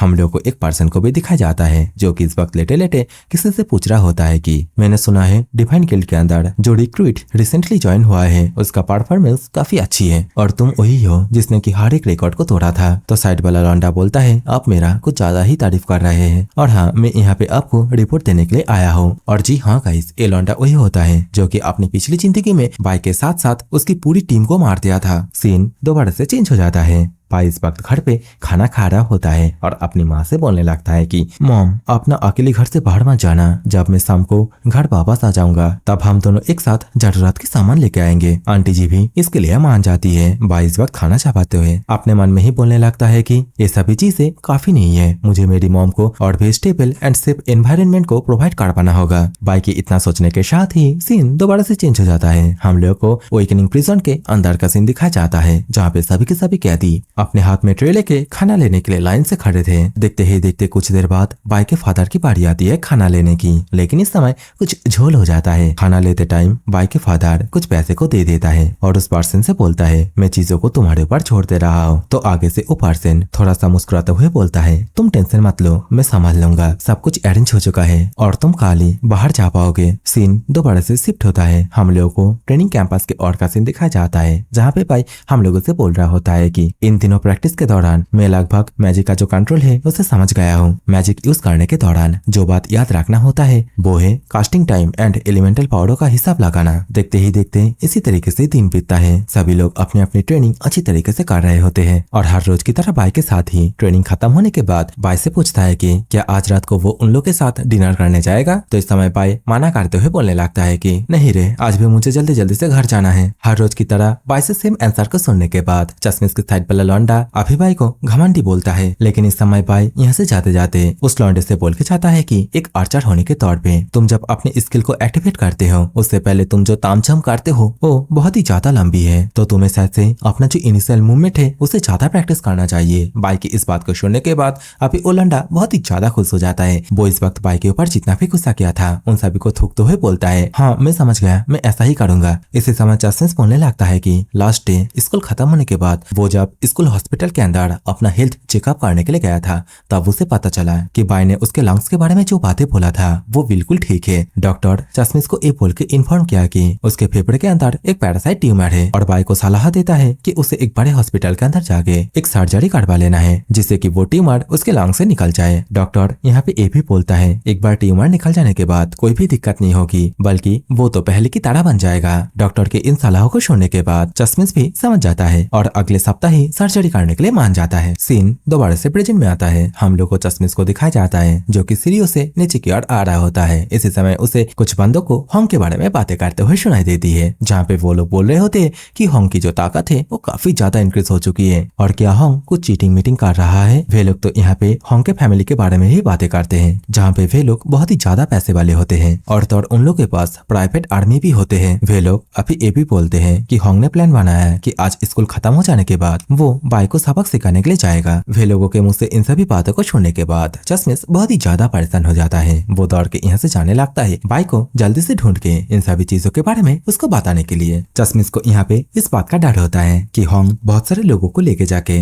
मतलब गैंग बना के स्कूल के बाहर बाई का कुटाई ना कर दे। लेकिन चश्मिश यहाँ पर इस बात से भी बहुत ही ज्यादा परेशान हो रहा था कि वो खुद ही बहुत ही ज्यादा कमजोर है, तो वो वहाँ पे जाके आखिरकार करेगा क्या। बाई जिसने की मेरी जान बचाई है और तो मुझे एक जीने लायक लाइफ भी दी है, तो क्या मैं उसके लिए इतना कर नहीं सकता? चाहे आज मेरी जान ही क्यों ना चले जाए, लेकिन मैं अपने भाई के लिए सब कुछ करूंगा। चश्मिश इन सभी बातों को अपने मन में बोलते हुए अभी एक गेट के पास आ जाता है और देखते ही देखते गेट पे जो ताला लगा हुआ था चश्मिश उसे तोड़ देता है और बहुत ही ज्यादा ताकत लगा के चश्मिश गेट को बहुत ही मुश्किल से खोल पाता है और गेट के अंदर बहुत सारे वेपनों में से एक वेपन को चूज कर लेता है जिससे कि वो होंग के साथ फाइट कर सके। चश्मिश अभी वेपन को लेके यहाँ से कल्टी मारता उससे पहले यहाँ पे ची इन आ जाती है और अचानक से यहाँ पे ची इन की प्रेजेंस को महसूस करने के बाद बेचारा चश्मिश बहुत ही ज्यादा घबरा जाता है। ची इन अभी पूछने लगती है कि आखिरकार तुम यहाँ पे क्या कर रहे हो और तुम्हें देख के लग रहा है कि तुम बहुत ही जल्दी में हो, तो बताओ आखिरकार सीन क्या है, क्या कुछ हुआ है? ची इन की इन सभी बातों को सुनने के बाद चश्मिश चिल्लाते हुए ची इन से बोलता है मुझे जल्दी से यहाँ से जाना होगा बाई को होंग से बचाने के लिए। बाई की इस बात को सुनने के बाद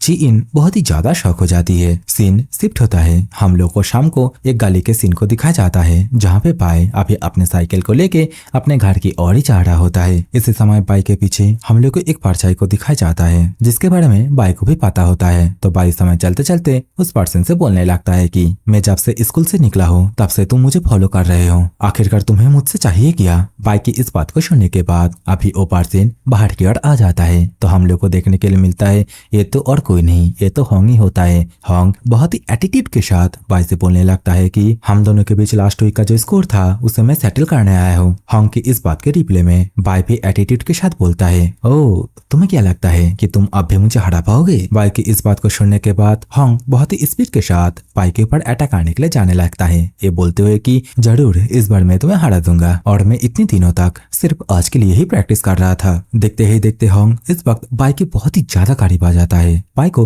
पीछे से अटैक करने ही वाला था लेकिन इसी समय बाई के हाथ में हम लोग को उसका जो डैगर है उसे दिखाया जाता है। होंग यहाँ पे बाई को स्ट्राइक कर पाता उससे पहले बाई पीछे की ओर घूम के होंग के वेपन के ऊपर बहुत ही जोरदार एक स्ट्राइक कर देता है और इस चीज से बेचारा होंग बहुत ही ज्यादा शॉक हो जाता है। आखिरकार कैसे इसकी अटैक पावर मेरे से ज्यादा पावरफुल है। तो इस समय बाई उसकी सारी बहम दूर करते हुए बोलता है तुझे क्या लगता है इतने दिनों में सिर्फ तू ही ताकतवर बना है? इतना बोलने के साथ ही इस समय बाई अपने डैगर को दूसरे हाथों से बहुत ही स्टाइल के साथ पकड़ता है और देखते ही देखते होंग को जमीन के ऊपर पटक के उसके सिर के साइड में डैगर को जमीन के अंदर घुसा देता है। होंग को अपने सामने सिर्फ बाई नहीं दिखता, उसको अभी अपना मौत भी दिखाई देता है। बाई के और उसके बीच का जो पावर गैप है वो भी वो महसूस करता है और इन सभी चीजों को समझने के बाद होंग चिल्लाते हुए बोलने लगता है तुमने भी लेवल अप किए है? आखिरकार कैसे? नहीं ये पूरी तरीके से इम्पॉसिबल है। आखिरकार तुम कैसे ऐसे लेवल अप कर सकते हो? मैंने कितना कुछ किया। मैंने हर रोज स्कूल खत्म होने के बाद एक्स्ट्रा ट्रेनिंग किया, मैंने बहुत ही ज्यादा मेहनत की तब जाके मेरा लेवल 4 तक पहुंचा, तो आखिरकार तुम मेरे से आगे कैसे जा सकते हो? होंग की इन सभी फालतू की बातों को सुनने के बाद बाई अपने डैगर को निकालते हुए बोलता है क्या बोल रहे हो तुम?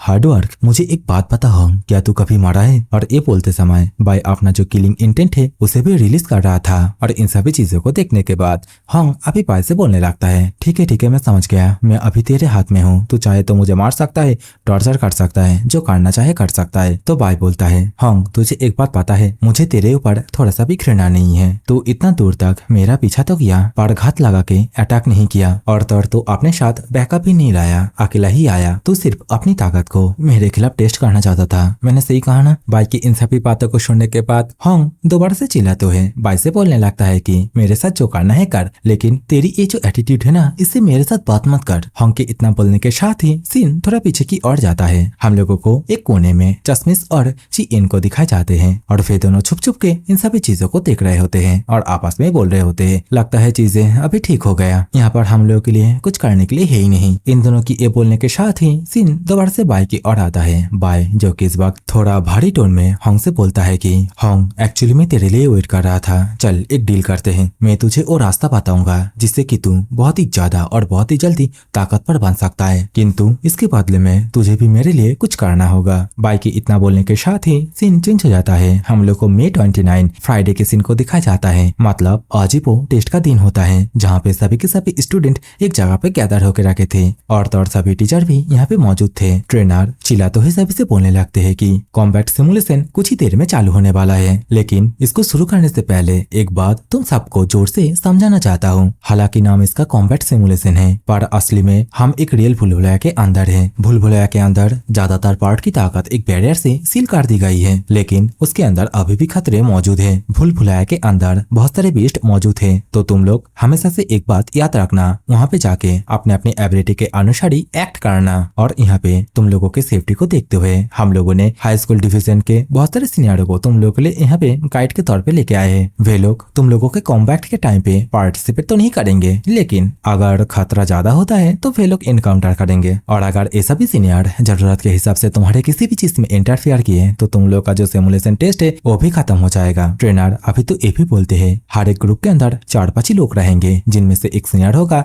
और 3-4 स्टूडेंट होंगे। और तुम लोग यहाँ पे ई से लेके एफ क्लास के अंदर जो डंजन आते हैं उसे चूज कर सकते हो। और मुझे पता है कि तुम लोग के लिए ए क्लास डंजन बहुत ही ज्यादा ताकतवर है। अगर तुम लोग के पास सफिशिएंट स्ट्रेंथ नहीं है तो मैं रिकमेंड करूंगा तुम लोग उसके अंदर मत ही जाओ। और अगर तुम जो उसके खातिर किसी भी डंजन को चैलेंज कर लेते हो और तो और चैलेंज करने के बाद अगर तुम किसी भी तरह फेल हो जाते हो, पूरा नहीं कर पाते हो, तो मैं बताना चाहता हूँ कि इन सभी चीजों के कारण तुम्हारी एकेडमिक रिजल्ट के ऊपर इफेक्ट पड़ेगा। टीचर ट्रेनिंग की इन सभी बातों को यहाँ पे जितने भी स्टूडेंट है वे सभी ध्यान से सुन रहे होते हैं, इंक्लूडिंग बाय भी।